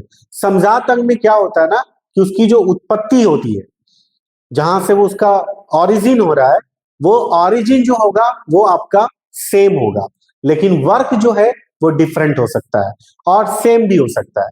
ये होगा आपका समजात अंग। तो समजात अंग में देख लेना है, उत्पत्ति सेम रहेगा, वर्क सेम भी रह सकता है और अलग भी रह सकता है। वैसे अंग को हम लोग कहेंगे समजात अंग। तो वैसे असमजात अंग, जैसे घोड़े का पैर ले लीजिए और मानव का पैर ले लीजिए, दोनों का बनावट जो है ना, जिस हड्डी से हुई है सेम है, लेकिन दोनों का कार्य में भिन्नता है। तो आपको हमने बताया कि ऑरिजिन सेम होगा लेकिन वर्क डिफरेंट होगा। वैसे आप देखेंगे एनालोगस ऑर्गन में असमजात अंग किसको कहेंगे? असमजात अंग में क्या होता है कि जब उसका उत्पत्ति जो है वो अलग अलग होगा लेकिन कार्य एक समान होगा। जैसे तितली और पक्षी के पंख, तितली के पंख में देखेंगे कोई विंग में कोई हड्डी नहीं होता है, पक्षी में हड्डी होता है। तो आप देखेंगे उस कंडीशंस में क्या होगा कि दोनों का पंख जो उत्पत्ति हो रहा है अलग अलग, एक स्किन से यानी त्वचा से और एक हड्डी से, लेकिन दोनों का पंख किस काम में आ रहा है? उड़ने के लिए आ रहा है। तो आपको वहां पर याद रखना है उसकी उत्पत्ति अलग अलग होगी लेकिन कार्य समान होंगे। और इसमें कार्य और ऑरिजिन दोनों समान हो सकते हैं लेकिन कार्य भिन्न भी हो सकते हैं। बाकी लैंग्वेज के अकॉर्डिंग आप दोनों का आंसर लिख सकते हैं कि समझात अंक क्या है और असमझात अंक क्या है। अभी हम आपको जो बाकी का कंटेंट है उसके अकॉर्डिंग हम दिखा दें। एक क्वेश्चन है योजक कड़ी, जिसको हम लोग कहते हैं कनेक्टिंग लिंक। कनेक्टिंग लिंक का मतलब होता है ना कि दो दलों के बीच जो कनेक्ट कर रहा हो, जोड़ने का काम कर रहा हो, उसी को हम लोग कहते हैं योजक कड़ी या कनेक्टिंग लिंक। आप एक जंतु को यहाँ पर देख रहे होंगे, इसका नाम है एकिडना। ये एकिडना जो है ये इसके त्वचा पर बाल है मैमल्स के जैसा, लेकिन ये रेंग करके चलता है। ये दिखाता है कि रेप्टाइल्स और मैमल्स दोनों के बीच का योजक कड़ी है एकिडना। इसीलिए कहा गया कि एकिडना किसके किसके बीच का योजक कड़ी है? तो रेप्टाइल्स और मैमल्स के बीच का योजक कड़ी है। वैसे आपको देखेंगे कि एक है दूसरा योजक कड़ी के रूप में जिसका नाम है पेरिपेटस। ये एक मछली है और इसमें फेफड़ा पाया जाता है यानी लंग्स पाया जाता है। और इसके बीच में पूछा जाता है कि पेरिपेटस किसके किसके बीच की योजक कड़ी है? तो याद रखेंगे एनेलिडा और आर्थ्रोपोडा के बीच की योजक कड़ी मानी जाती है पेरिपेटस। और एक है आपका ये आर्कियोपेटेरिक्स। ये आर्कियोपेटेरिक्स क्या है? ये रेप्टाइल्स और एप्स के बीच में, यानी विंग्स तो है लेकिन विंग्स का इस्तेमाल ये उड़ने के लिए नहीं करता है, लेकिन आप ये देखेंगे कि रेप्टिलिया और एप्स के बीच का योजक कड़ी माना जाता है आर्कियोपेटेरिक्स को। और ये अब नहीं पाया जाता है, विलुप्त हो चुका है, इसलिए इसको हम लोग मिसिंग लिंक के नाम से भी जानते हैं। तो अगर आपसे प्रश्न आ जाए कि मिसिंग लिंक के नाम से कौन जाना जाता है, तो आर्कियोपेटेरिक्स। पूछा जाए पेरिपेटस किसके किसके बीच की योजक कड़ी है, तो एनेलिडा और आर्थ्रोपोडा। और यहां देखा जाए एकिडना किसके किसके बीच की योजक कड़ी है, तो रेप्टाइल्स और मैमल्स के बीच की योजक कड़ी है। अब यहाँ पर हम लोग आगे का कंटेंट देखते हैं। जो आगे का कंटेंट है उसके रिगार्डिंग जो बात है उसको हम लोग यहाँ पर देखेंगे। अभी यहाँ पर हमारा अवशेषी अंग वेस्टिजियल ऑर्गन, यानी वेस्टिजियल ऑर्गन अवशेषी अंग क्या है? तो अवशेषी अंग वैसा अंग को कहते हैं ना जो हमारे शरीर में है लेकिन उसका कोई काम नहीं है, वो हम उसका कोई काम नहीं ले सकते, यानी वो बेकार है हमारे शरीर के लिए। वैसे अंग को हम लोग वेस्टिजियल ऑर्गन या अवशेषी अंग कहते हैं। इसमें हमारे शरीर के बहुत सारे अंग हैं, जैसे हमारा वर्मीफॉर्म अपेंडिक्स, जिसको हम लोग सिंपली अपेंडिक्स कहते हैं, वो हमारे शरीर के वेस्टिजियल ऑर्गन है। हमारे शरीर में पाए जाने वाले यानी आंख में पाया जाने वाला निकिटेटिंग मेम्ब्रेन, वो हमारे शरीर का वेस्टिजियल ऑर्गन है। हमारे कान में पाया जाने वाला ईयर मसल्स, वो हमारे शरीर का वेस्टिजियल ऑर्गन है। तो शरीर का जो भी अंग जो कार्य नहीं करता है वो हमारे शरीर में है लेकिन वो बेकार है, तो वैसे को हम लोग कहेंगे खास करके अवशेषी अंग। नेक्स्ट आएगा कि थ्योरी ऑफ रिकैपिटुलेशन क्या है। तो थ्योरी ऑफ रिकैपिटुलेशन में हमने लिखा है कि इम्ब्रियोलॉजी, यानी इम्ब्रियोलॉजी मतलब इम्ब्रियो का अध्ययन, इम्ब्रियोलॉजी के अध्ययन से किसी जंतुओं के पूर्वजों का अगर हम अंदाज लगाते हैं, पता करते हैं कि वो उनके पूर्वज कैसे थे, तो इसे ही हम लोग कहते हैं थ्योरी ऑफ रिकैपिटुलेशन। क्या कहते हैं? थ्योरी ऑफ रिकैपिटुलेशन कहते हैं। वैसे आपको नेक्स्ट है घोड़े का पुराना पूर्वज का नाम। हम जानते हैं कि घोड़ा का जो पहले का जो पूर्वज था उसमें काफी चेंजेस था, वो बहुत छोटे साइज में थे, उनके पैरों में उंगलियां पाई जाती थी। तो वैसे जो घोड़े थे ना उसके जो पूर्वज थे वो क्या कहलाते थे, तो वो ईओहिप्पस कहलाते थे। तो यहाँ पर हम लोगों को याद रखना है उसको हम लोग कहते थे ईओहिप्पस। अभी जो वर्तमान का जो घोड़ा है उसकी जो जाति है उसको हम लोग कहते हैं इक्वस। तो अगर आपको प्रश्न आ जाए कि घोड़े के पुराने पूर्वज को क्या कहते हैं, तो ईओहिप्पस कहते हैं, और वर्तमान को क्या कहते हैं, तो इक्वस कहते हैं। ऐसे प्रश्न को आपको जरूर ध्यान में रखना है। नेक्स्ट ये खास करके लॉन्ग में पूछे जाने वाले क्वेश्चन है लामार्कवाद और डार्विनवाद। लामार्कवाद आप जानते हैं कि लामार्क नाम का एक साइंटिस्ट था जिन्होंने अपना एक थ्योरी दिया था जिसको हम लोग लामार्कवाद के नाम से जानते हैं। लामार्क ने अपना एक पुस्तक लिखा था जिसमें अपना उन्होंने लामार्कवाद सिद्धांत को सारा डिटेल्स के साथ बताया था। उस पुस्तक का नाम था फिलोसफिक जूलॉजिक्यू। फिलोसफिक जूलॉजिक्यू पुस्तक में उन्होंने अपनी सारी बातों को बताने का काम किया था। उसके बाद है डार्विनवाद, डार्विनिज्म, जो द ओरिजिन ऑफ स्पीसीज पुस्तक में अपने डार्विनवाद थ्योरी को लिखा था 1859 में। तो याद रखिएगा, पुस्तक से रिलेटेड भी क्वेश्चन आता है कि लामार्क के द्वारा, यानी फिलोसफिक जूलॉजी की पुस्तक कौन लिखा था? लामार्क लिखा था 1809 में। डार्विनवाद जो अपनी पुस्तक लिखी थी Darwin, the origin of species, कब प्रकाशित हुआ? 1859। तो खास करके पुस्तक से संबंधित भी प्रश्न पूछे जाते हैं, हम लोग यहाँ पर इसको याद रखेंगे। अभी हम लोग आगे जो कंटेंट देखते हैं, अच्छे स्वास्थ्य की मूल शर्तें क्या है, basic condition of good health. देखिए, लॉन्ग क्वेश्चन में ये प्रश्न पूछे जा सकते हैं आपसे कि अच्छे स्वास्थ्य की मूल शर्तें क्या है। मूल शर्त अगर याद रखेंगे तो हम प्रश्न का उत्तर आसानी से बना सकते हैं। जैसे संतुलित आहार, तो बैलेंस डाइट, यानी संतुलित आहार का हम लोग को ध्यान रखना है, यानी भोजन के रूप में संतुलित आहार लेना है तो हम स्वस्थ रहेंगे। दूसरा है हमारा व्यक्तिगत एवं घरेलू स्वास्थ्य, यानी personal and domestic hygiene. Next है स्वच्छ भोजन एवं जल, क्लीन फूड एंड वाटर। फिर है शुद्ध एवं स्वच्छ हवा, प्योर एंड क्लीन एयर। फिर है व्यायाम एवं विश्राम, एक्सरसाइज एंड रिलैक्सेशन। उसके बाद है व्यसन, एडिक्शन। ये आप देखिए, इसका स्क्रीनशॉट लेकर के जरूर रख लीजिए, क्योंकि ये प्रश्न जो है लॉन्ग में पूछे जा सकते हैं। तो आप अगर ऐसे प्रश्न पूछे जाएंगे तो आप इन सारे कंटेंट्स को ध्यान में रख करके इसका आंसर आसानी के साथ दे सकते हैं। बाकी हम लोग नेक्स्ट कंटेंट को देखते हैं, और आपको रोग से संबंधित कुछ क्वेश्चन आएंगे। आप यहाँ पर देखेंगे कुछ बीमारी के बारे में भी प्रश्न आते हैं और पूछे जाते हैं, कौन बैक्टीरिया से होने वाला रोग है, कौन वायरस से होने वाला रोग है, उसके संदर्भ में आपको यहाँ पर देखना है। जैसे बैक्टीरिया से होने वाला रोग कौन कौन है? कॉलरा है, टाइफाइड है, डायरिया है, निमोनिया है, प्लेग है, टेटनस है, डिप्थीरिया है, ट्यूबरक्लोसिस है, कुष्ठ रोग है। ये सब बैक्टीरिया से होने वाला रोग है। वायरस से होने वाला रोग में एड्स है, रेबीज है, डायरिया है, हेपेटाइटिस है, इन्फ्लुएंजा है, चेचक, डेंगू, पीला बुखार, इंसेफ्लाइटिस, जूलपित्ती रोग, ये सब जो भी है आपको स्पेशल वायरस के द्वारा होने वाला रोग है। फंजाई जैसे चर्म रोग, स्किन से संबंधित बीमारी, भोजन विषाक्तन यानी फूड पॉइजनिंग जिसको कहते हैं वो बीमारी, ये फंजाई के थ्रू होता है। प्रोटोजोआ से होने वाला रोग मलेरिया, डायरिया, अमीबिया पेचिस, कालाजार, गियार्डिएटा, निद्रा रोग, ये आपका प्रोटोजोआ से होने वाला रोग है। वर्म यानी कृमि से होने वाला रोग, कृमि से होने वाला रोग है फाइलेरिया, टिटनेसिस, हाथी पांव रोग जिसको हम लोग एलिफेंटिएसिस या फाइलेरिया रोग कहते हैं, वो हो गया। प्रोटीन की कमी से होने वाला रोग क्वासिरकोर, मेरसमस आदि।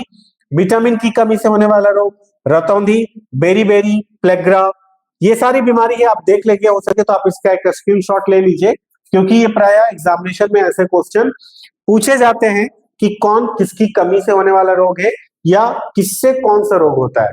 तो स्पेशली हम लोग इन सारे कंटेंट्स को ध्यान में रखेंगे कि कौन सी बीमारी किसके कारण से होती है।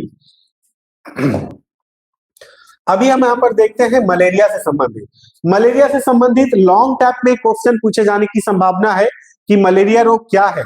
याद कीजिए, हमारे यहाँ जो भी यहाँ पर विद्यार्थी पढ़े थे उनको तो हमने आसानी से बताया था कि कैसे लिखना है। किसी भी बीमारी के बारे में अगर क्वेश्चन आए, पहले क्या करना है, बीमारी का परिचय देना है, यानी इंट्रोडक्शन ऑफ डिजीज।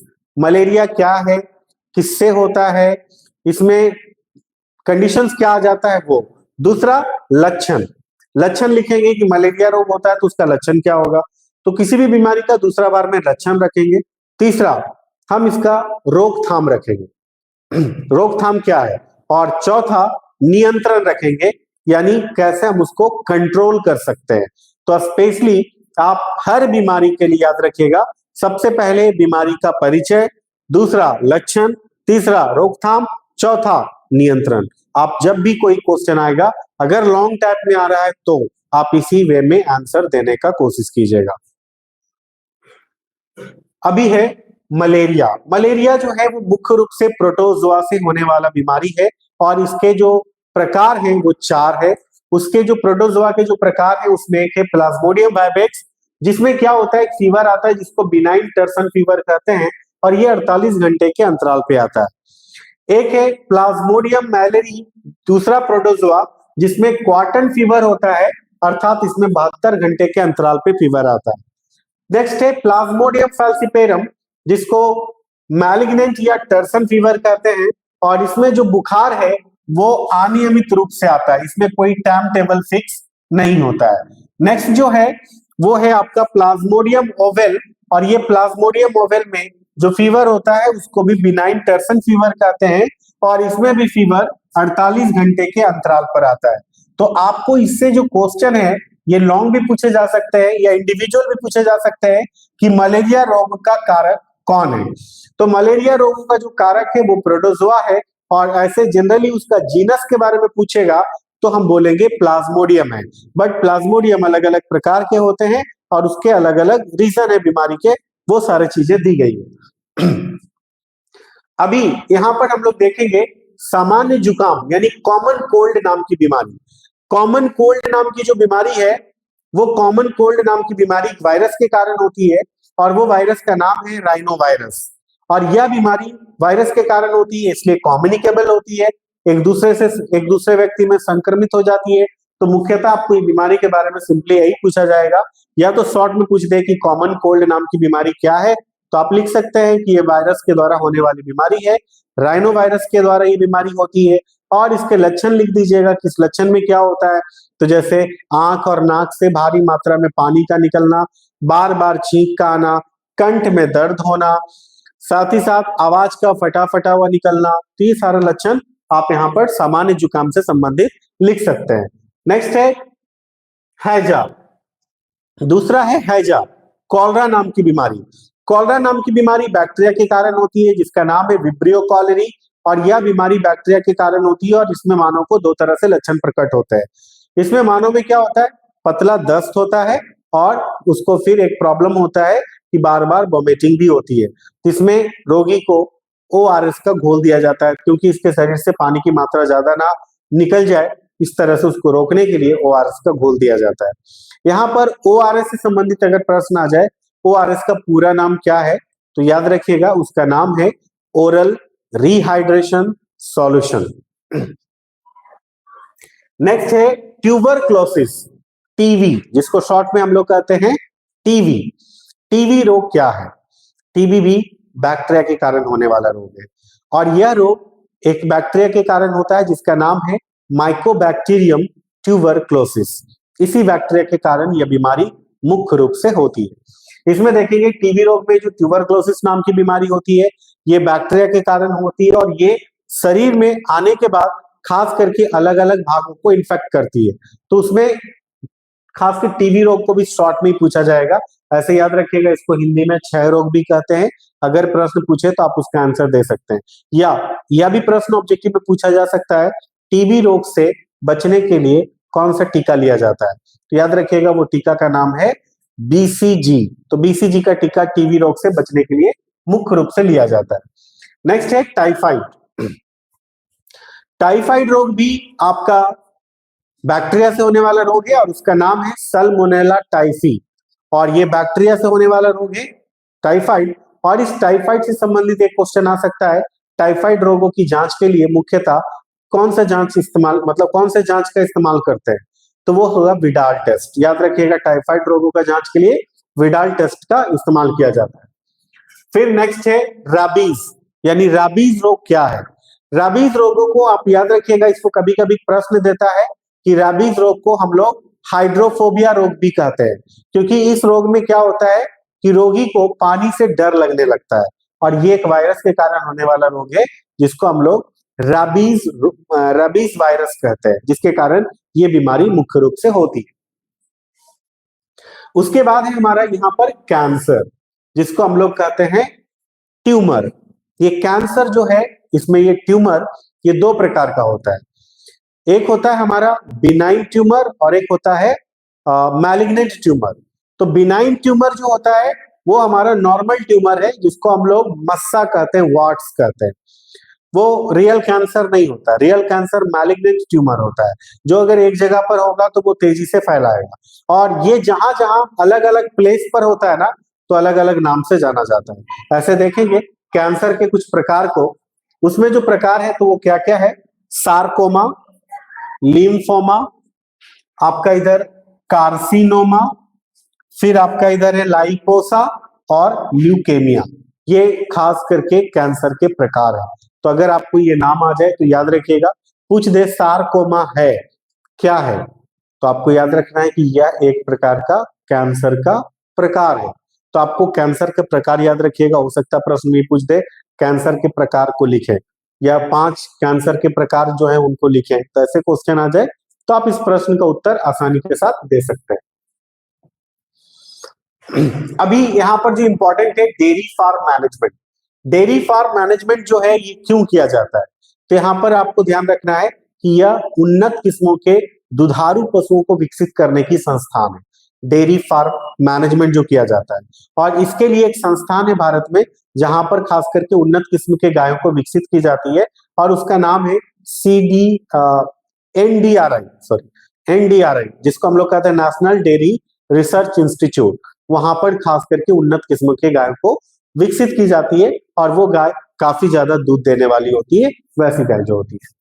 फिर आपको देखेंगे पोल्ट्री फार्म मैनेजमेंट। तो पोल्ट्री फार्म मैनेजमेंट का संबंध है मुर्गी पालन से, यानी मुर्गियों को पालते हैं, जो उस तरह से पोल्ट्री फार्मिंग मैनेजमेंट होता है।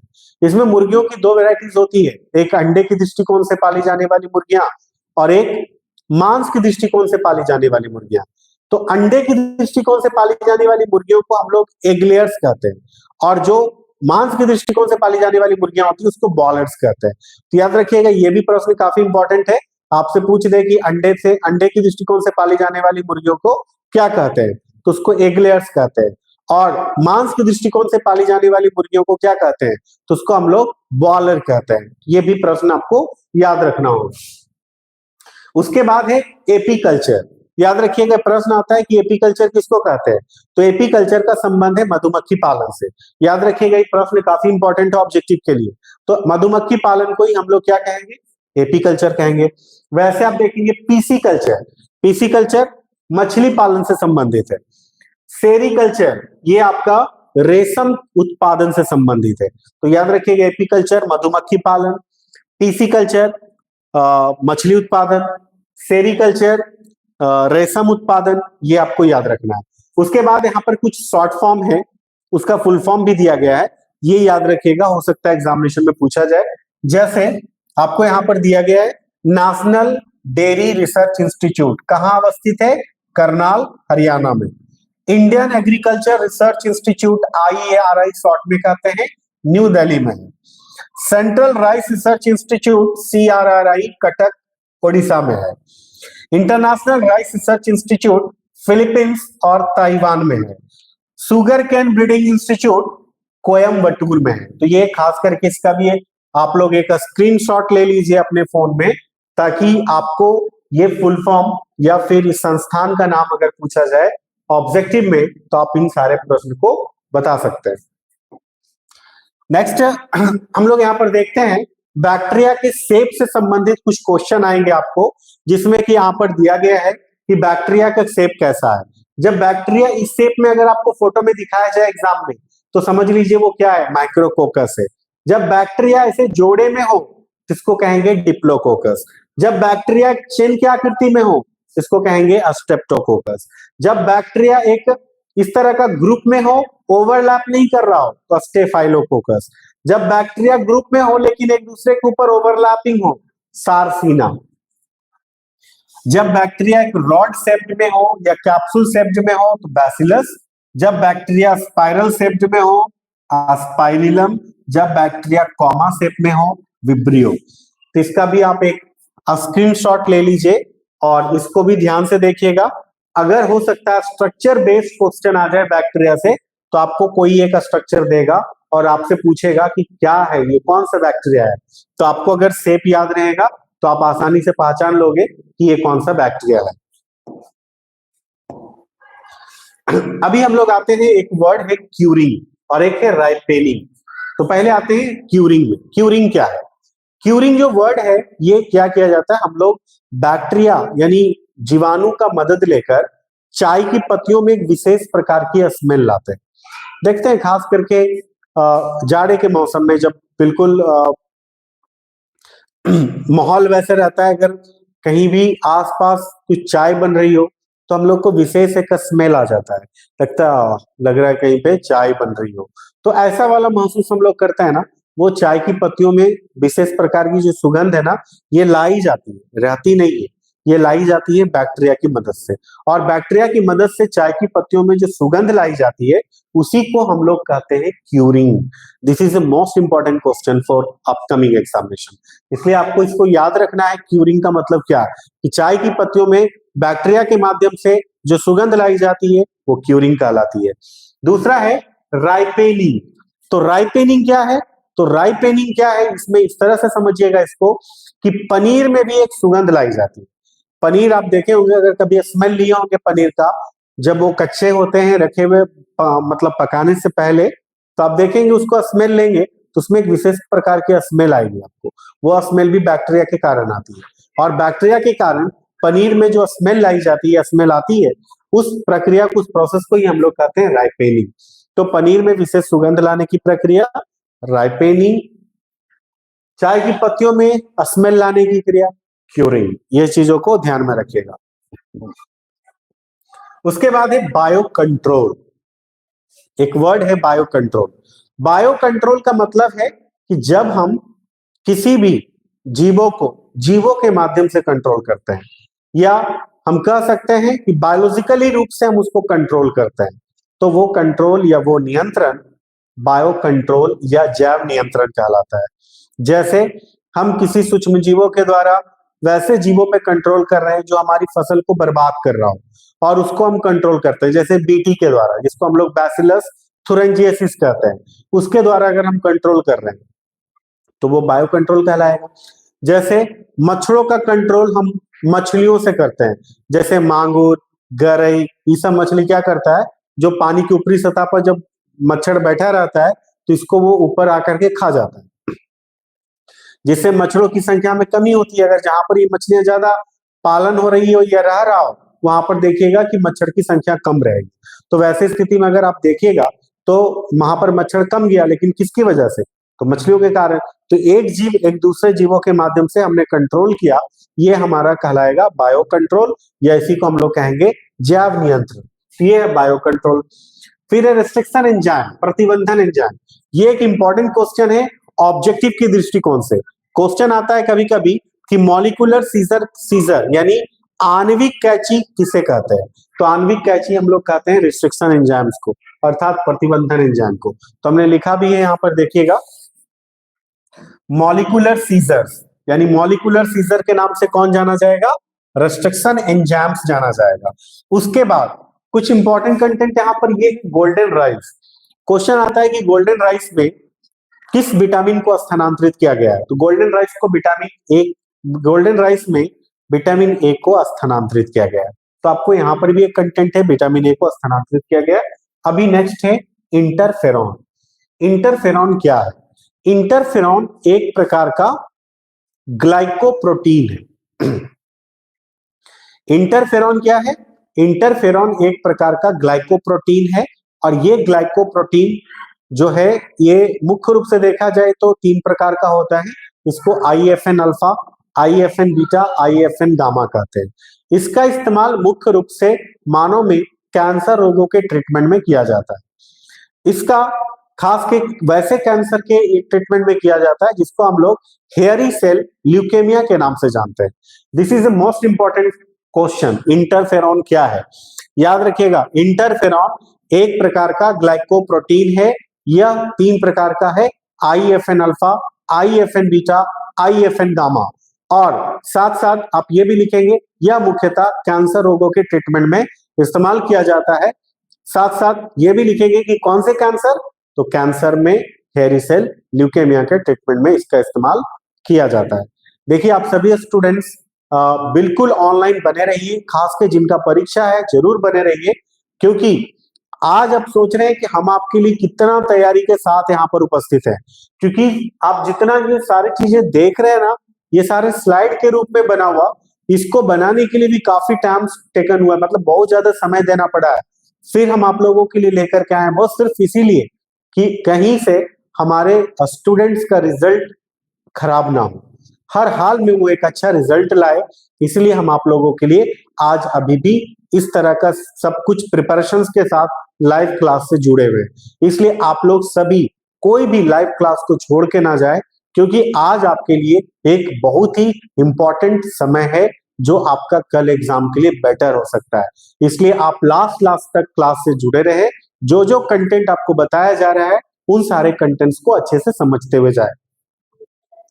नेक्स्ट है मानव वृद्धि हार्मोन। मानव वृद्धि हार्मोन का इस्तेमाल मुख्य रूप से जो किया जाता है वो मानव में बौनापन को दूर करने के लिए किया जाता है। यानी किसी भी मानव में अगर उनका हाइट जो होना चाहिए वो हाइट अगर नहीं रह पाता है तो उसके लिए ये हार्मोन मुख्य रूप से वैसे को दिया जाता है ताकि उनके हाइट में कुछ वृद्धि हो सके।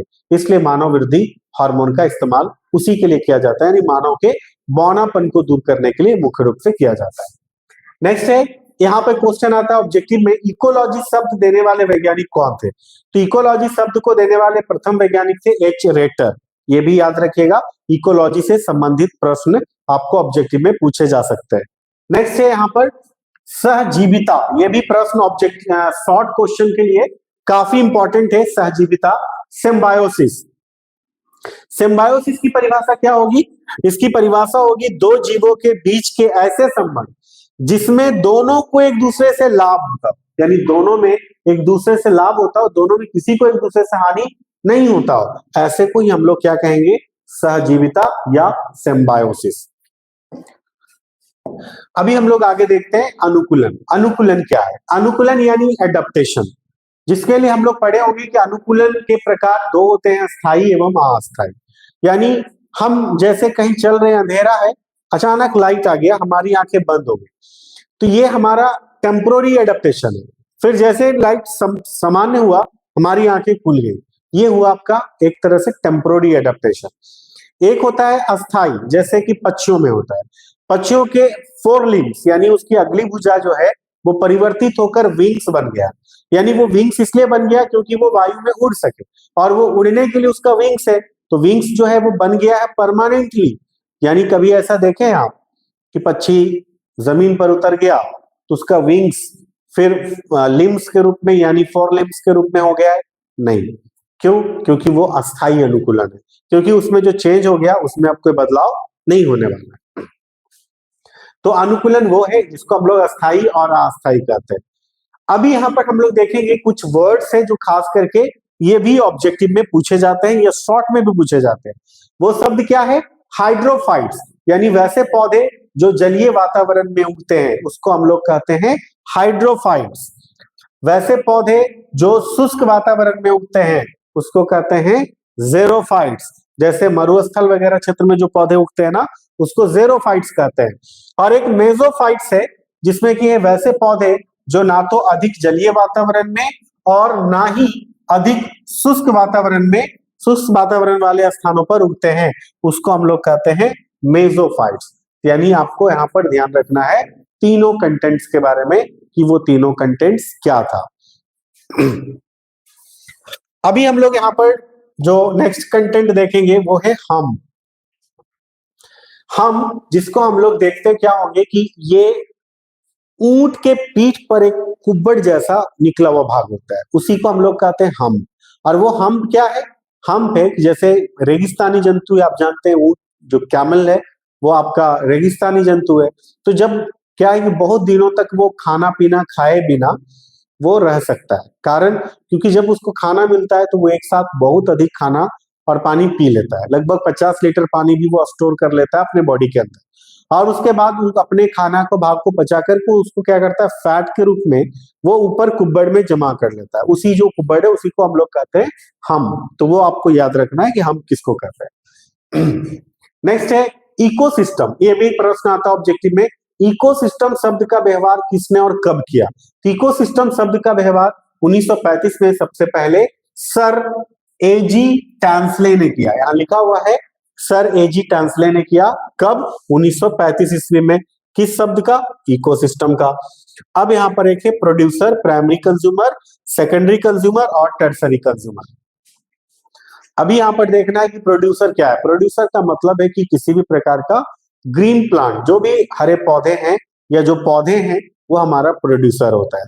प्राइमरी कंज्यूमर जो उस प्रोड्यूसर्स को खाने वाला होता है, उसको हम लोग कहते हैं प्राइमरी कंज्यूमर। सेकेंडरी कंज्यूमर जो प्राइमरी कंज्यूमर को खाता है, उसको कहते हैं सेकेंडरी कंज्यूमर। टर्सरी कंज्यूमर एक होता है जो सेकेंडरी कंज्यूमर को खाता है और उसको हम लोग टर्सरी कंज्यूमर कहते हैं, या फिर टॉप कंज्यूमर भी कहते हैं, यानी फिर उसको कोई मारकर नहीं खा सकता है। तो खास करके वैसे चीजों के लिए ये कंटेंट इस्तेमाल किए जाते हैं, इसको भी हम लोग ध्यान में रखेंगे। अभी है कि कुछ जंतुओं के विलोपन के बारे में क्वेश्चन आता है। आप देख रहे होंगे यहाँ पर हमने कुछ इमेजेस आपको दिखा रहे हैं, इसके रिगार्डिंग क्वेश्चन आता है। जैसे हम लोग जानते हैं कि बायोडायवर्सिटीज के लॉस होने के कारण हमारे मौसम में अचानक परिवर्तन हुआ है, और अचानक मौसम में परिवर्तन होने के कारण कई सारे जीव जंतु जो है वो हमारा विलुप्त हो गया है। उसी के रिगार्डिंग क्वेश्चन एग्जाम में पूछे जाते हैं।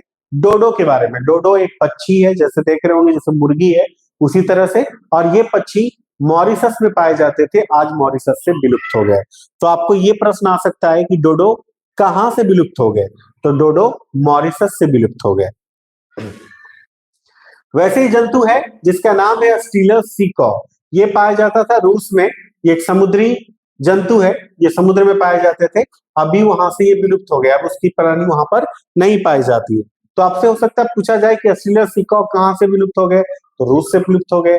वैसे आपको इधर पूछा जाए कि आपको एक दिख रहा होगा फॉक्स, लोमड़ी के जैसा एक जंतु, इसका नाम है थाईलैसीन। ये थाईलैसीन ऑस्ट्रेलिया में पाए जाते थे, आज वहां से विलुप्त हो गए, अब उसकी स्पीसीज नहीं पाई जाती। वैसे अफ्रीका में 3 स्पीसीज पाई जाती थी शेर की, बाली, जावन, कैस्पियन, क्वागा। ये तीनों स्पीसीज अब विलुप्त हो गई है, इसकी स्पीसीज अब अफ्रीका में नहीं पाई जाती। वही हमने लिखा बाली, जावन तथा कैस्पियन, ये अफ्रीका से बिल्कुल विलुप्त हो चुके हैं, ये आपको ध्यान रखना है। तो खास के कौन कहाँ था ये याद रखिएगा, इससे प्रश्न अगर आएगा तो आपका कोई प्रश्न का आंसर छूट ना पाए, इसको ध्यान में रखेंगे। नेक्स्ट एक कंटेंट याद रखिएगा कि अमेजन, अमेजन को हम लोग पृथ्वी का फेफड़ा कहते हैं। ये भी प्रश्न पूछे जाते हैं, पृथ्वी का फेफड़ा किसे कहते हैं? तो अमेजन को पृथ्वी का फेफड़ा कहा जाता है। नेक्स्ट है कंजर्वेशन ऑफ बायोडायवर्सिटी, यानी जैव विविधता और संरक्षण। हम लोग जानते हैं कि संरक्षण 2 प्रकार के होते हैं, एक को इन सिटू कंजर्वेशन और एक को हम लोग एक्स सिटू कंजर्वेशन कहते हैं। इन सिटू कंजर्वेशन जिसको स्थानीय संरक्षण, और एक्स सिटू कंजर्वेशन जिसको हम लोग बाह्य स्थानीय संरक्षण कहते हैं। यानी इन सिटू कंजर्वेशन में क्या होता है कि जब कोई पौधा या जंतु जहां वो संकटग्रस्त स्थिति में आ गया है, उनके मूल आवास स्थान में ही रखकर, जहां है वो वहीं रखकर हम उसकी अगर सुरक्षा करते हैं, उसकी संरक्षण करते हैं, तो उसको हम लोग इन सिटू कंजर्वेशन कहते हैं। जैसे एक जंगल है, वहां पर कुछ शेर है, उसकी हम संरक्षण कर रहे हैं उसी जंगल में, तो हम उसको कहेंगे इन सिटू कंजर्वेशन। और एक एक्स सिटू कंजर्वेशन, जिसमें क्या होता है कि जब कोई पौधा या जंतु जो विलुप्त होने के कगार पर है, उसकी संख्या कम रही है, तो उनके मूल आवास स्थान से उसको हटाकर हम दूसरे सुरक्षित स्थानों पर ले जाकर उसको रखते हैं, उसकी देखभाल करते हैं, तो उसको हम लोग कहते हैं एक्स सिटू कंजर्वेशन। तो इस कंटेंट्स को भी आपको याद रखना है।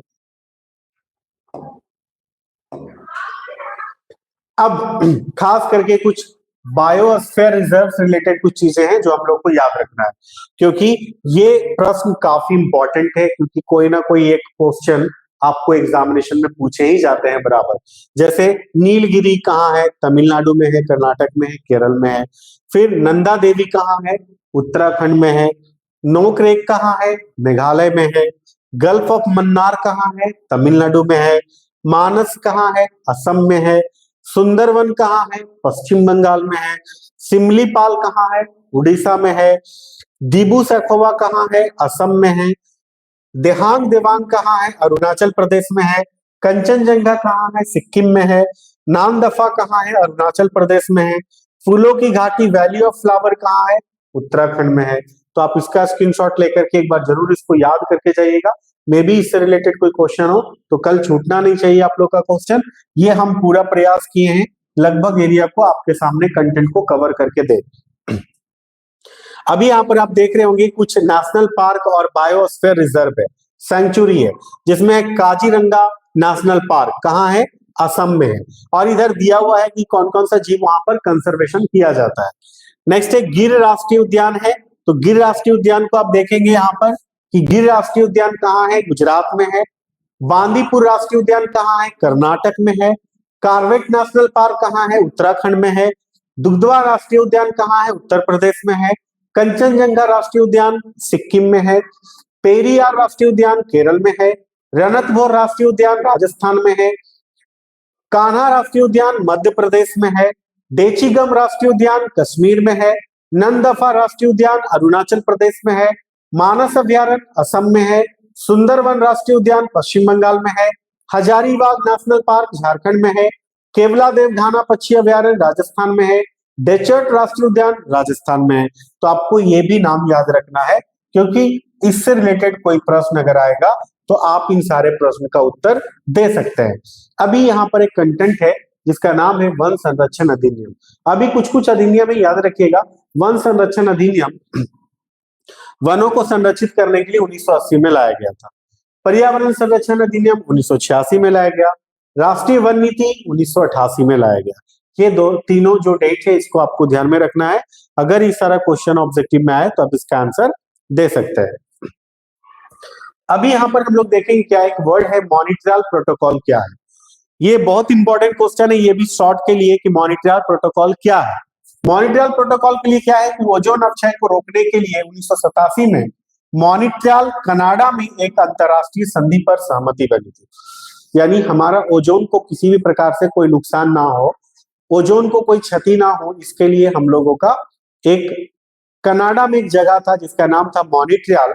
वहां पर अंतरराष्ट्रीय संधि हुई थी और वहीं पर ये जाकर डिसीजन हुआ था कि हम अपने अपने क्षेत्र में, अपने अपने देश में, अपने ओजोन क्षेत्र या ओजोन की परत को नुकसान होने नहीं देंगे।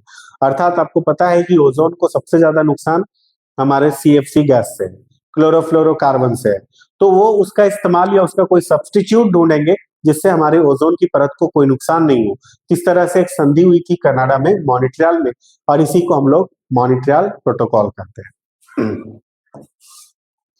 नेक्स्ट जो कंटेंट है वो हमारा एक है बहुत इंपॉर्टेंट शॉर्ट टाइप क्वेश्चन में पूछे जाने वाले प्रश्न, जिसका नाम है भोपाल गैस त्रासदी। भोपाल गैस त्रासदी क्या है? आपको पता है कि भोपाल में एक घटना घटी थी 2 दिसंबर 1984 की मध्य रात्रि को घटी थी। और यह घटना भोपाल में घटी थी और ये कीटनाशक बनाने की एक कंपनी थी। और वो कीटनाशक बनाने वाली कंपनी में दुर्घटनावश 2 गैस का रिसाव हो गया था, जिसमें एक सबसे ज्यादा मात्रा में जो गैस था उसका नाम था मिथाइल आइसोसाइनाइड और दूसरी गैस फॉस्जीन थी। याद रखिएगा मैक्सिमम जगह पर फॉस्जीन के बारे में कोई चर्चा नहीं होती है, जबकि आपको ध्यान रखना है अगर ये क्वेश्चन शॉर्ट में आए तो आप जरूर इस प्रश्न का उत्तर दीजिएगा कि फॉस्जीन गैस भी थी, यानी मिथाइल आइसोसाइनाइड के साथ साथ फॉस्जीन गैस का भी रिसाव हुआ था। और यह घटना 2 दिसंबर 1984 की मध्यरात्रि को हुई थी।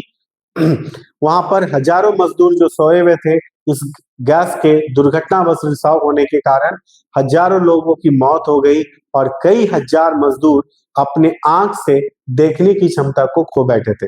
ये दुनिया की सबसे बड़ी वायु प्रदूषण घटना मानी जाती है, जिसके कारण इससे बड़ी घटना अभी तक कोई वायु प्रदूषण से कहीं भी नहीं घटी है। तो दुनिया की सबसे बड़ी घटना भोपाल गैस त्रासदी है। तो इस घटना के बारे में याद रखिएगा। हो सकता है अगर ये शॉर्ट में क्वेश्चन पूछा जाए तो आप इस प्रश्न का उत्तर दे सकते हैं। अभी यहाँ पर है इलेक्ट्रॉनिक वेस्टेज या ई वेस्टेज। इलेक्ट्रॉनिक वेस्टेज, ई वेस्टेज क्या है? इलेक्ट्रॉनिक वेस्टेज या ई वेस्टेज का मतलब है, जैसे देखते हैं आज हम लोग क्या करते हैं कि नए नए सामानों का इस्तेमाल करते हैं, पुराने इलेक्ट्रॉनिक सामानों को छोड़ देते हैं। जैसे आपके घर में हो सकता है रेडियो पड़ा हुआ होगा, आपके घर में टेप रिकॉर्डर पड़ा हुआ होगा, आपके घर में पहले बटन वाला मोबाइल होगा वो पड़ा हुआ होगा, आपके घर में ब्लैक एंड व्हाइट टीवी पड़ी हुई होगी, या कलर वाली टीवी जो बड़ा मॉनिटर वाला टीवी आता था वो वाला होगा। वो सब आपका कहीं ना कहीं एक जगह वेस्टेज पड़ा होगा। यानी वैसा इलेक्ट्रॉनिक उपकरण जो पुरानी हो गई हो, जिसका कोई इस्तेमाल नहीं है, वो बेकार हमारे घरों में एक कचरे के रूप में पड़ा हुआ हो, वैसे इलेक्ट्रॉनिक उपकरणों को हम लोग ई वेस्टेज या हम उसको ई कचरा कहते हैं। ये बहुत इंपॉर्टेंट क्वेश्चन है, ये भी शॉर्ट टाइप के क्वेश्चन के। नेक्स्ट नेक्स्ट जो कंटेंट है वो हमारा है ऑर्गेनिक फार्मिंग। जैसे इसको किसको कहते हैं, जैव खेती या कार्बनिक खेती, यानी वैसी खेती के बारे में बात हो रही है जिस खेती में हम केमिकल से बना हुआ कोई फर्टिलाइजर का इस्तेमाल नहीं करें, यानी बिना केमिकल का फर्टिलाइजर का इस्तेमाल करें, यानी हम बायो फर्टिलाइजर का इस्तेमाल करके जो खेती करते हैं वैसे ही खेती को हम लोग ऑर्गेनिक फार्मिंग या कार्बनिक खेती या जैविक खेती के नाम से जानते हैं। ये भी क्वेश्चन काफी इंपॉर्टेंट है शॉर्ट टाइप के क्वेश्चन के लिए कि जैविक खेती क्या है, ऑर्गेनिक फार्मिंग क्या है। नेक्स्ट है चिपको मूवमेंट। याद रखिएगा ये भी क्वेश्चन बहुत इंपॉर्टेंट है। चिपको मूवमेंट 1974 में ये उत्तराखंड के गढ़वाल से शुरू हुआ था, और ये चिपको मूवमेंट की जो शुरुआत है अगर देखा जाए तो इसकी शुरुआत अमृता देवी बिश्नोई के समय से हुई थी, जो राजस्थान की घटना थी, और राजस्थान के जोधपुर की घटना थी जहां पर अमृता देवी बिश्नोई ने अपनी जान गंवा दी थी इस वन संरक्षण को करने के लिए। लेकिन उसके बाद ये जो घटना घटी 1974 के गढ़वाल में, उत्तराखंड के गढ़वाल में, वहां पर इसकी जो अगुवाई करने वाले व्यक्ति थे उनका नाम था सुंदरलाल बहुगुणा। ये भी क्वेश्चन इंपॉर्टेंट है जो आपको पूछा जा सकता है कि चिपको आंदोलन की शुरुआत किसने की। तो चिपको आंदोलन की शुरुआत खास करके देखा जाए तो 1974 में सुंदरलाल बहुगुणा के द्वारा किया गया था, जो खास करके एक सफल हुआ कि लोग पेड़ों से चिपक रहे थे, जिसके कारण उत्तराखंड में जंगलों को काटने से बचाया गया, क्योंकि वहां की महिलाएं जो थी वो पेड़ों से चिपक गई थी, जिसके कारण वहां के जो ठेकेदार थे इस तरह से पेड़ों की काटने की जो काम कर रहे थे वो काम को उन्होंने रोक दिया। अभी हम लोग देखते हैं, फिर से हम एक बार आपको बता दें कि हमारा जो पारा मेडिकल का बैच है +2 के बाद, जो आपका 7 तारीख को एग्जाम खत्म हो रहा है, और 12 तारीख से हमारे मॉडर्न इंस्टीट्यूट जो बरबीघा में स्थित महुआ तल में स्थित है, और इस इंस्टीट्यूशंस में पारा मेडिकल का जो बैच है वो 12 फरवरी से शुरू हो रहा है, और बैच का समय सुबह 8 बजे से 9 बजे है। और आप अगर जो विद्यार्थी ये चाह रहे हैं कि हम अपना कैरियर इमीडिएटली +2 के बाद हम अपना कैरियर जल्दी बनाएं, जल्दी हम जॉब में जाए, तो आपके लिए एक बड़ा अपॉर्चुनिटी है, खास करके क्योंकि आपको बिहार सरकार की तरफ से आरक्षण भी दिया जा रहा है महिलाओं को स्पेशली, जिसमें कि आपको जॉब होने की अपॉर्चुनिटीज ज्यादा है। तो आप स्वास्थ्य विभाग में अगर अपना कैरियर बनाना चाहते हैं तो जरूर आप 12 फरवरी से होने वाले बैच में यहाँ पर ज्वाइन करें। बैच के लिए हम आपको बता दें कि अभी तक इस संस्थान से लगभग 100 से ज्यादा विद्यार्थी गवर्नमेंट कॉलेज में है। आपको बता दें कि पारा मेडिकल का कोर्स करने के लिए लगभग अलग अलग, खास के जैसे जीएनएम, बीएससी नर्सिंग, इस तरह की कोर्सेज को करने के लिए 6 से 7 लाख रुपए खर्च होते हैं प्राइवेट से करने पर। लेकिन अगर आप इसकी तैयारी करके, इस बैच से तैयारी करके एंट्रेंस टेस्ट देंगे और आपका रिजल्ट हो जाता है, आप मेरिट में आ जाते हो, तो आपको गवर्नमेंट फ्री में पढ़ाएगी, कोई पैसा आपको देना नहीं पड़ेगा। तो आप सोच सकते हैं कि कितना बड़ा अपॉर्चुनिटी है आपके लिए। इसलिए बिना समय बर्बाद किए हुए आप लोग जरूर 12 फरवरी से होने वाले बैच में अपना नामांकन करवाकर बैच को जरूर ज्वाइन करें, ताकि आप अपना भविष्य को बेहतर बना सकते हैं। अब हम लोग यहाँ पर देखते हैं कुछ ऑब्जेक्टिव क्वेश्चंस हमारे लिए है, जिसके लिए आप लोग अभी तक इंतजार में होंगे ऑब्जेक्टिव प्रश्न के लिए। वो हम ऑब्जेक्टिव प्रश्न आपको करवाएंगे जो कल सीधा सीधा एग्जाम में अगर ये क्वेश्चन आता है तो आप आसानी से वहां पर जाकर अपना आंसर दे सकते हैं। तो जैसे प्रश्न क्या है आप यहाँ पर देखेंगे, हम थोड़ा फास्ट करेंगे क्योंकि आप लोग भी कहीं ना कहीं बहुत समय से वेट कर रहे हैं कि हम लोग का क्लासेस कब कंक्लूड हो। तो अभी हम लोग जल्दी कोशिश करेंगे ऑब्जेक्टिव को फटाफट करने के लिए, और आप लोग भी सारे चीजों को देखते जाए और नोट करते जाएं कि कौन से प्रश्न का क्या उत्तर है। जैसे आप देखेंगे यहाँ पर क्वेश्चन है, इनमें से कौन केवल एक बार अपने जीवन काल में पुष्प पैदा करता है? तो आंसर होगा इसमें बांस। बांस जो है वो जीवन में अपने पूरे जीवन काल में सिर्फ एक ही बार पुष्प पैदा करते हैं। दूसरा है पेनिसिलियम नामक कवक में आलैंगिक जनन मुख्य रूप से किस संरचना के द्वारा होता है? तो इसमें है कोनिडिया के द्वारा होता है। नेक्स्ट है भ्रूणपोष में कितने क्रोमोसोम्स होते हैं? तो यहाँ पे याद रखना 2n और 3n होता है, इसलिए इसका आंसर होगा बी एवं सी दोनों। नेक्स्ट है इनमें से कौन नर युग्मक से संयोजन कर भ्रूणपोष बनाता है? तो इसमें आंसर होगा द्वितीयक केंद्रक। नेक्स्ट है नारियल में खाने योग्य भाग होता है, वो होगा भ्रूणपोष नारियल में। सेब में खाने योग्य भाग होता है पुष्पासन, जिसको हम लोग थैलमस कहते हैं।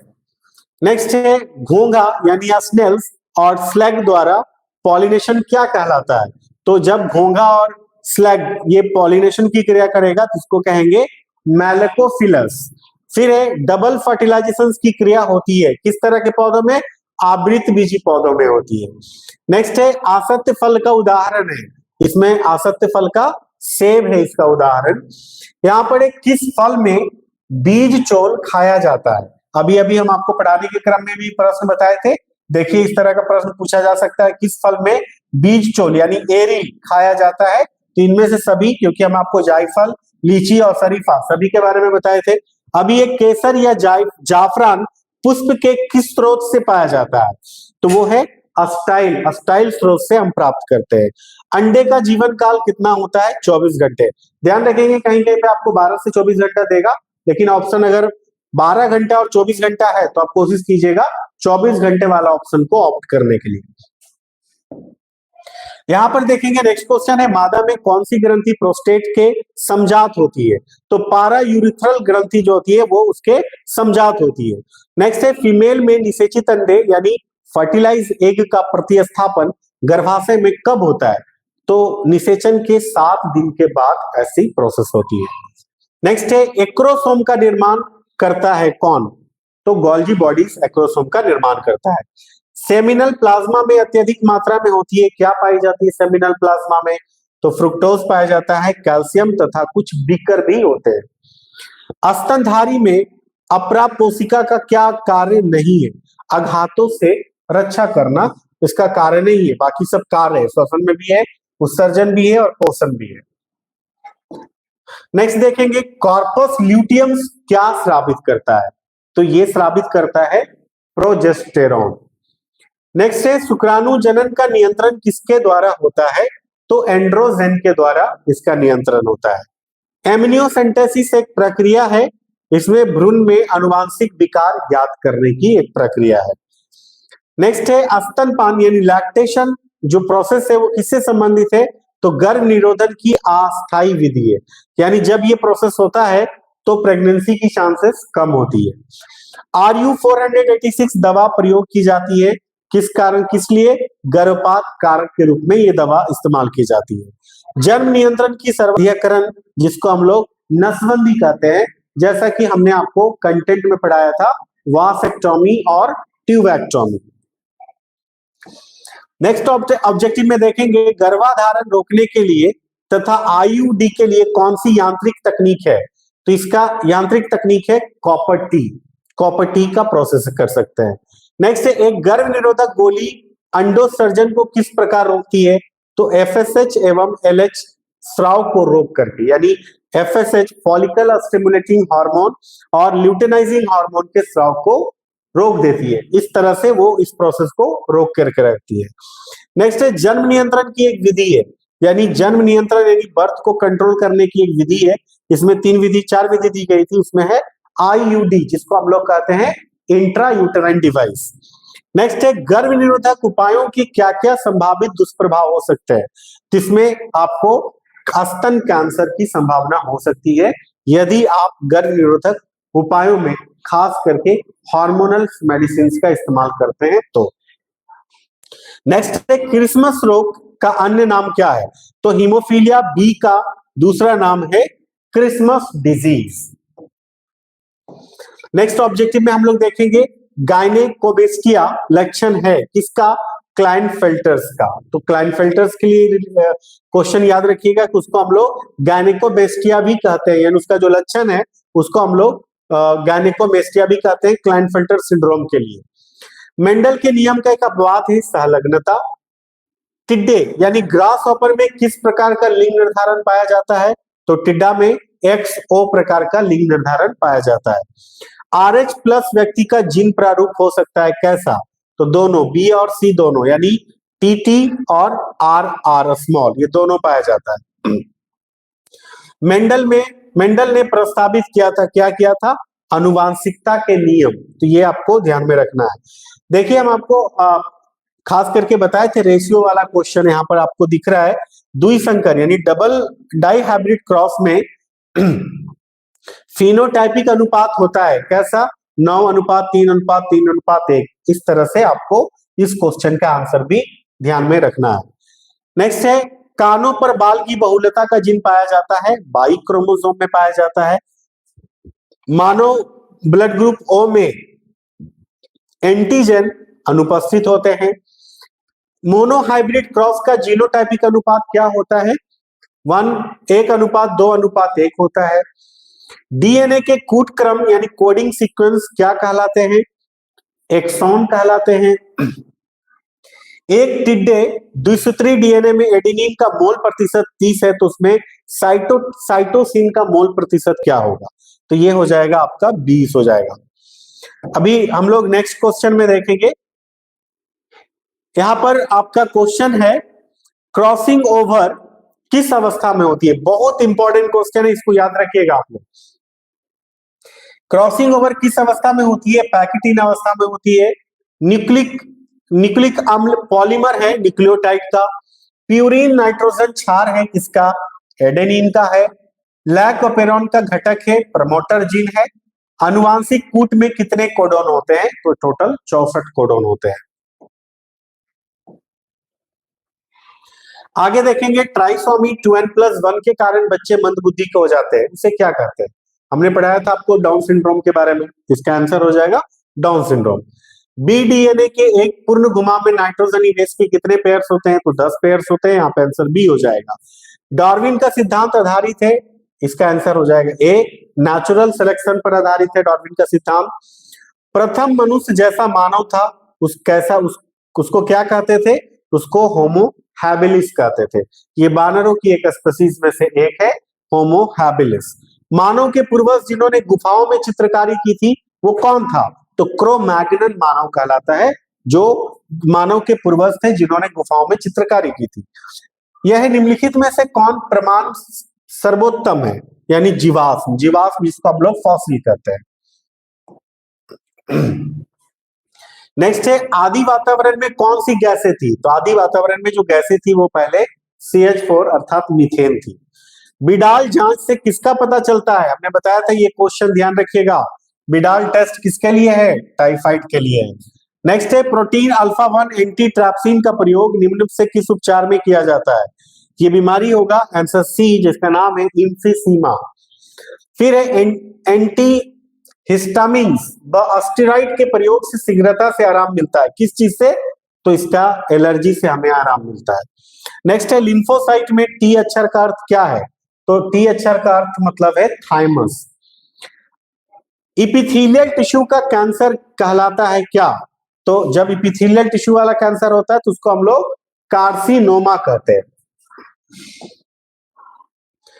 अभी यहां पर हम लोग देखेंगे एलिफेंटिएसिस कारक है, यानी एलिफेंटिएसिस रोग है, एक बीमारी है जो कि आप जानते हैं, इसको फाइलेरिया के नाम से भी जानते हैं। और इसको ये जो है एंटामोएबा एलिफेंटिएसिस का कारक है। ये आपका आंसर यहाँ पर गलत हो गया है, आप लोग सुधार लीजिएगा, ये वाला आंसर नहीं होगा, ये गलत है। इसका आंसर होगा ये बुचेरेरिया वैनक्राफ्टी होगा, इसका सही आंसर सी होगा। आप लोग अपने पास इसको नोट कर लीजिएगा, ये बाय मिस्टेक उसका आंसर डी में हो गया है, उसको सुधार लेंगे। पीसीआर का प्रयोग किया जाता है किस लिए, तो पीसीआर का जितना ऑप्शन दिया गया उसमें एड्स के बीमारी के लिए हम लोग पीसीआर का यूज करते हैं। ये एक प्रकार का मॉलिक्यूलर डायग्नोसिस है, यानी हम लोग इसको जांच करके पता लगाते हैं एड्स के रिगार्डिंग। नेक्स्ट है कैनाविनस सेटाइवा से प्राप्त होता है किससे? चरस, चरस से। नेक्स्ट है टी लिम्फोसाइट उत्पन्न होता है अस्थि मज्जा से होता है। नेक्स्ट, निम्न में से कौन विषाणु जनित रोग है? तो फ्लू, एड्स, पोलियो, तीनों वायरस से होने वाला रोग है, इसलिए इसका आंसर हो जाएगा इनमें से सभी। नेक्स्ट है पोमैटो व टोपैटो उत्पन्न होते हैं किससे? सोमैटिक संकरण से उत्पन्न होते हैं। नेक्स्ट देखेंगे भारत में हरित क्रांति के लिए विकसित की गई जया और रत्ना किस्में जो है वो किसकी है? तो चावल की किस्में है ये। भारत में सर्वाधिक अनुवांशिक विविधता प्रदर्शित करता है कौन? चावल करता है। 3 फसलें जो विश्व खाद्य उत्पादन का सबसे अधिक भाग बनाती है वो कौन सी है? ये बहुत सारे कॉम्पिटिटिव एग्जाम में भी प्रश्न पूछे जाते हैं, ये 67 वाला, वो है गेहूं, चावल और मक्का, जो 3 फसल है जो विश्व खाद्य उत्पादन का सबसे अधिक भाग बनाती है। नेक्स्ट है मेडिटेरियन प्रकार के प्रचलित मुर्गे कहलाते हैं सफेद लेगहॉर्न, ये एक विदेशी किस्म है मुर्गियों की। नेक्स्ट है निम्न में से कौन सा मछली से उत्पादित नहीं होता है? वो है प्रोपोलिस। नेक्स्ट है निम्न में से कौन सी मुर्गी की देसी नस्ल नहीं है? इसमें एक है नस्ल रॉक, ये है विदेशी। नेक्स्ट देखेंगे व्यवसायिक दृष्टिकोण से मधुमक्खी की कौन सी प्रजाति पाली जाती है? तो वो होगा एपिस मेलिफेरा, क्योंकि सबसे ज्यादा हनी को स्टोर करती है। प्रोटोप्लास्ट कल्चर का फ्यूजन क्या है? पेग, ये इसको पीईजी पेग कहते हैं। नेक्स्ट है स्टेप्टोकोकस का प्रयोग तैयार करने में किया जाता है किस चीज को? तो खास के ये आपका पनीर के लिए हम इस्तेमाल करते हैं। नेक्स्ट है सिट्रिक एसिड का उत्पादन होता है किस लिए? एस्परजिलस से होता है।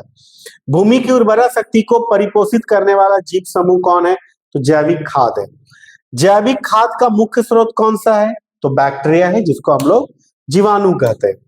नेक्स्ट है जीन क्लोनिंग के दौरान जीन टैक्सी इनमें से क्या कहलाता है? वो प्लाज्मिड कहलाता है। नेक्स्ट है ईस्ट एक महत्वपूर्ण स्रोत है किसका? किससे? तो राइबोफ्लेविन के। एड्स के लिए स्क्रीनिंग परीक्षण है, वो क्या है? तो एलाइजा, जिसका पूरा नाम होता है एंजाइम लिंक्ड इम्यूनोसॉर्बेंट एसे। जीव चिकित्सा उपयोगी है किसके लिए? एडीए के लिए।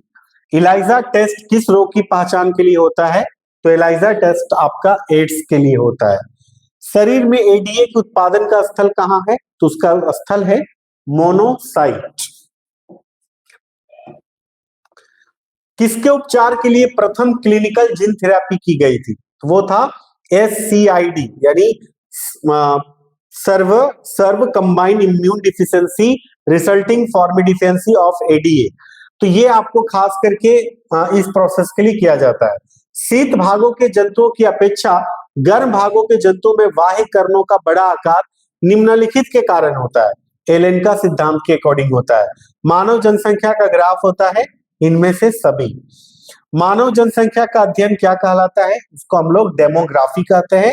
और निम्नलिखित में से कौन सा एक मरुद विधि है? यह है कैपेरिस। ओजोन परत किस प्रकार की किरणों से ज्याप मंडल की रक्षा करती है? तो वो है अल्ट्रावायलेट किरणों से। इनमें से किसकी अनुपस्थिति में इकोसिस्टम में खाद्य श्रृंखला शुरू नहीं होती है? प्रोड्यूसर। समान निकेत में स्थित 2 जातियां अधिक समय तक एक वास नहीं कर सकती है, यह नियम है प्रतिस्पर्धात्मक निष्कासन।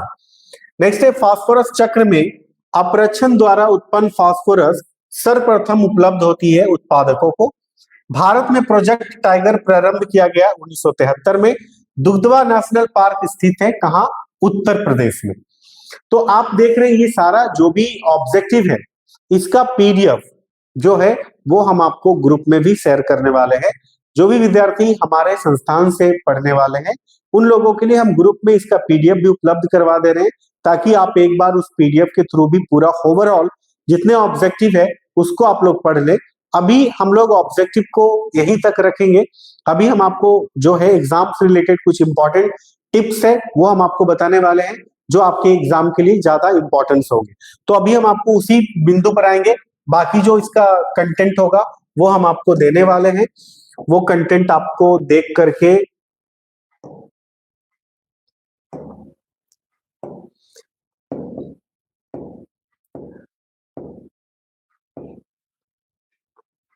अभी यहाँ पर हम बोर्ड परीक्षा की तैयारी से जुड़े कुछ महत्वपूर्ण बातें हैं जो हम आपको बताएंगे, और इस बात को बताने के बाद हम अपने बाकी आपको एक्सपीरियंस देंगे यानी एग्जाम से संबंधित, ताकि फिर आप कल एग्जाम में आप जाके अच्छा परफॉर्म कर सके। सबसे पहले एग्जामिनेशंस में आपको एक चीज पर ध्यान रखना है, आप अभी ही सब कुछ अपना प्रिपेयर कर लीजिए। जैसे आपका एडमिट कार्ड कहाँ है, उसको एक जगह करके एक बैग में रखिए जो कल लेकर के जाना है। अपना पेन, हमने स्पेशली आपको बताया कि इसके लिए आपको OMR पेन, यानी OMR को फिल करने के लिए एक मोटा पॉइंट वाला पेन आता है, वो लेने के लिए बोले थे, वो आप लोग जरूर साथ में रख लीजिएगा। कोशिश कीजिए एक ही तरह का 3-4 पेन रखने के लिए, ताकि किसी तरह से पेन अगर दिक्कत हो रहा है तो आप उस पेन को छोड़ के दूसरे पेन का इस्तेमाल कर सकते हैं बिना समय को बर्बाद किए हुए। तो सबसे पहले आपको क्या करना है, इन सारे चीज को एक जगह रख करके और समय से पहले सेंटर पे पहुंचने का प्रयास करना है, क्योंकि फर्स्ट डे एग्जाम है, कहीं ना कहीं आपके मन में कुछ फोबिया होगा, डर होगा, वो चीजें वहां पे जाने के बाद थोड़ा सा मतलब एक तरह से सब कुछ नॉर्मल जैसा फील होने लगता है जब हम वहां पे कुछ समय तक रह जाते हैं। तो सबसे पहले एग्जाम के लिए क्या करना है, आप सेंटर पे पहुंचने के बाद सेंटर में जब जैसे ही आप इन करेंगे रूम के अंदर, सबसे पहले अपने बेंच डेस्क वाले एरिया को बढ़िया से वेरीफाई कर लीजिए। ये देख लीजिए कि आपका सीट जो निर्धारित है रोल नंबर के अकॉर्डिंग वहां पर आप बैठ गए हैं कि नहीं। बैठ गए, एग्जामिनेशन शुरू हो गई है, तो सबसे पहले आप क्या करें, ऑब्जेक्टिव बनाते समय सबसे पहले पेंसिल से अपने सारे ऑब्जेक्टिव को आंसर कर लीजिए पेंसिल से। उसके बाद एक बार सबको बना करके उसके बाद एक साथ आप कलर कीजिए, क्योंकि एक बनाइएगा एक कलर कीजिएगा तो आपको गलती होने का संभावना ज्यादा होगा, इसलिए आप लोग एक साथ सब बना लीजिए। हाँ, समय को ध्यान में रखते हुए, कितना टाइम हो रहा है वो भी देखते हुए आपको काम करना है, कि उस तरह से आपका कहीं भी टाइम मैनेजमेंट फेलवर ना हो। तो आप एक साथ पेंसिल से पहले टिक कर लीजिए जितने आंसर्स आप जान रहे हैं, उसके बाद एक साथ OMR को कलर कीजिए। कलर करने के साथ आप उस समय जब फिल कर रहे हो OMR से, तो किसी भी स्टूडेंट से किसी तरह से कोई बातचीत नहीं करना है। आपको ध्यान रखना है अपने आंसर्स को कम कर, मतलब अपने आंसर्स को रंगने के लिए, क्योंकि एक भी थोड़ा मिस्टेक हो गया ना तो आपका फिर वो वापस नहीं आ सकता एक मार्क्स, इसलिए उस पॉइंट को ध्यान रखिएगा। ऑब्जेक्टिव बना लेने के बाद जब आप सब्जेक्टिव लिख रहे हैं तो उसमें सबसे पहला पॉइंट याद रखिएगा, अपना हैंडराइटिंग अच्छा रखिएगा। हैंडराइटिंग बहुत इंपॉर्टेंट करता है एग्जाम में, जिसके कारण आपका मार्क अच्छा आ सकता है। दूसरा, सफाई से लिखना, हैंडराइटिंग भी अच्छा हो, साफ सुथरा लिखे, ज्यादा काट कूट नहीं करना है, ये भी ध्यान रखिएगा। जो आंसर हम लिख रहे हैं उस पर विशेष रूप से पॉइंट वाइज देख करके लिखना है। प्रश्नों के उत्तर को बांट करके लिखना, उसमें हेडिंग एवं सब हेडिंग हो, ये विशेष रूप से ख्याल रखना है। जैसे मान लीजिए कि हम लोग इस चीज को ध्यान रख रहे हैं कि एक क्वेश्चन है, जैसे मान लीजिए कि एक क्वेश्चन आ गया कि बायोडायवर्सिटी क्या है, उसके प्रकार को लिखे, तो आप लिखेंगे ना कि बायोडायवर्सिटी क्या है, उसका डिफिनेशन, तो बायोडायवर्सिटी लिख करके उसकी परिभाषा लिखिएगा। तो बायोडायवर्सिटी को जो है थोड़ा बड़ा फॉन्ट में रखिएगा, उसका डिफिनेशन को उससे थोड़ा छोटा रखिएगा, लेकिन उसके जो प्रकार है जैसे लिखिएगा जेनेटिक डायवर्सिटीज, स्पीशीज डायवर्सिटीज, इकोलॉजिकल डायवर्सिटी, तो जहां पर आप लिख रहे हैं ना एक एक पॉइंट, उसको फिर क्या करिए, थोड़ा बड़ा रखिए और अंडरलाइन करिएगा, और फिर उसका जो डिफिनेशन लिखिएगा वो थोड़ा छोटा फॉन्ट में लिखिएगा, ताकि आपका जो सारा प्रोसीजर है वो सही ढंग से हो सके, यानी आप सही ढंग से आंसर को लिख सके। तो इसको हेडिंग और सब हेडिंग रखना है। एक यूज होता है बुलेटिंग और बुलेट पॉइंट होता है, एक बुलेटिंग और एक नंबरिंग होता है। बुलेटिंग कहता है ना, जैसा स्टार बना दिए, गोल बना दिए, जिसमें कि कोई ऑर्डर की जरूरत नहीं है, उसको हम लोग बुलेटिंग कहते हैं। तो उस तरह से बुलेटिंग देना है। नंबर, जहां पर कि ऑर्डर वाइज ही दिखाना है कोई चीज को, वहां पर हमेशा नंबर में यूज करना है। नंबर में आप ABCD यूज कर लें, रोमन में 1 2 यूज कर लें, या डिजिट वाला 1 2 3 यूज कर लें, ये सारा चीज आप कर सकते हैं, उसका भी विशेष रूप से ख्याल रखिएगा। उसके बाद डायग्राम में दाहिने साइड सीधी लाइन को खींच करके बराबर लिखना है। सपोज दैट आपने डायग्राम को बनाया, डायग्राम को बनाकर एक साइड यानी दाहिने साइड स्केल से लाइन खींच खींच करके बराबर बराबर करके और एक साइड नाम लिखिएगा। इससे क्या होगा, आपका ड्राइंग सुंदर दिखेगा, और जो चेक करने वाले पेपर होंगे टीचर, वो आपको जरूर वहां पर फुल मार्क्स देंगे। तो ये एग्जाम का कुछ तरीका है जिसके माध्यम से आप अच्छे से एग्जामिनेशन को दे सकते हैं, जहां पर कि मार्क डिडक्ट होने की पॉसिबिलिटी नहीं होगी। तो आई होप हमने आपको सारा चीज क्लियर किया आपके सामने, और हम आपको पूरा का पूरा कंटेंट बताने की कोशिश की है कि आपके एग्जामिनेशंस के लिए क्या क्या हो सकता है, क्या क्या प्रश्न पूछे जा सकते हैं, उसके आंसर कैसे देंगे। तो हम आप सभी विद्यार्थी के लिए फिर से हम अभी आपको एक बोल देते हैं, ऑल द बेस्ट। आप लोग अच्छे से एग्जामिनेशन दीजिए, और खास करके हमारे इंस्टीट्यूशंस के विद्यार्थी हैं, हम आप लोगों को कल सुबह भी आपको एक विशिंग मैसेज करेंगे ग्रुप में, जिससे कि आप लोग कल अच्छे से प्रिपेयर होकर के एग्जामिनेशंस को जाकर के दीजिए, और कोशिश कीजिएगा एक भी प्रश्न छोड़ करके नहीं आए। ये बहुत इंपॉर्टेंट है कि हम प्रश्न को छोड़ करके नहीं आएंगे। जो भी प्रश्न है उन सारे प्रश्न को अटेंड करके जरूर आइएगा। देखिए, अगर आप अटेंड करिएगा क्वेश्चन, तो वहां पर जरूर है कि कुछ ना कुछ मार्क मिलेगा, लेकिन अगर अटेंड नहीं करेंगे तो कोई भी मार्क की संभावना नहीं होगी, कोई मार्क आपको नहीं मिल सकता है। इसलिए हमेशा ध्यान रखना कि हर क्वेश्चन को अटेंड करके आना, यानी कुछ ना कुछ उसके बारे में लिख करके आना है जो आप जानते हो, इसलिए छोड़ना नहीं है कोई भी क्वेश्चन। और हम फिर से एक बार आपको याद दिला दें, कल एग्जामिनेशन के जस्ट बाद, एग्जाम जैसे ही खत्म होगा उसके जस्ट बाद हम आपके बीच आपका आंसर की लेकर के आपके बीच उपस्थित होंगे। तो जो भी लोग हमारे चैनल पे अभी हैं उपलब्ध, उन सभी को भी हम बता रहे हैं, जो बाद में देख रहे होंगे उनके लिए भी हम बता रहे हैं कि कल हमारे इस चैनल पर आकर जरूर आप अपना आंसर की देख लेंगे, यानी आप अपना आंसर देख लेंगे कि आपने ऑब्जेक्टिव में कितना प्रश्न बनाया, कौन सा प्रश्न आपका सही गया, कौन सा गलत गया, यानी आखिर आप टोटल कितना स्कोर कर रहे हैं ऑब्जेक्टिव में, ये कल आपको हम डिक्लेयर करेंगे, और सटीक उत्तर के साथ हम आपके बीच उपस्थित होंगे। इसलिए जो भी लोग आज हमारे चैनल पर नए आए होंगे, तो जरूर हमारे चैनल को सब्सक्राइब कर लीजिए, ताकि हम आप तक ऐसे महत्वपूर्ण वीडियो आपके पढ़ाई से संबंधित लेकर के आएंगे, जिससे कि आपको काफी ज्यादा बेनिफिट होगा। और एक साथ हम आपको फिर से ये बात को याद दिला दें कि 12 फरवरी से हमारा जो पारा मेडिकल का बैच जो हो रहा है, आप परीक्षा देने के जस्ट बाद उस पारा मेडिकल वाले बैच को जरूर ज्वाइन करें। तो हम आप लोगों से फिर कल मिलेंगे आपके आंसर्स कीज में। तो हम आप लोग को कहेंगे, स्वस्थ रहिए, पढ़ते रहिए, और सभी को ऑल द बेस्ट एग्जामिनेशंस के लिए। कल आप लोग अच्छे से एग्जामिनेशन दीजिए, फिर हम आप लोगों से रूबरू होंगे और आपको उसके रिगार्डिंग हम बहुत सारी बातें बताएंगे। धन्यवाद।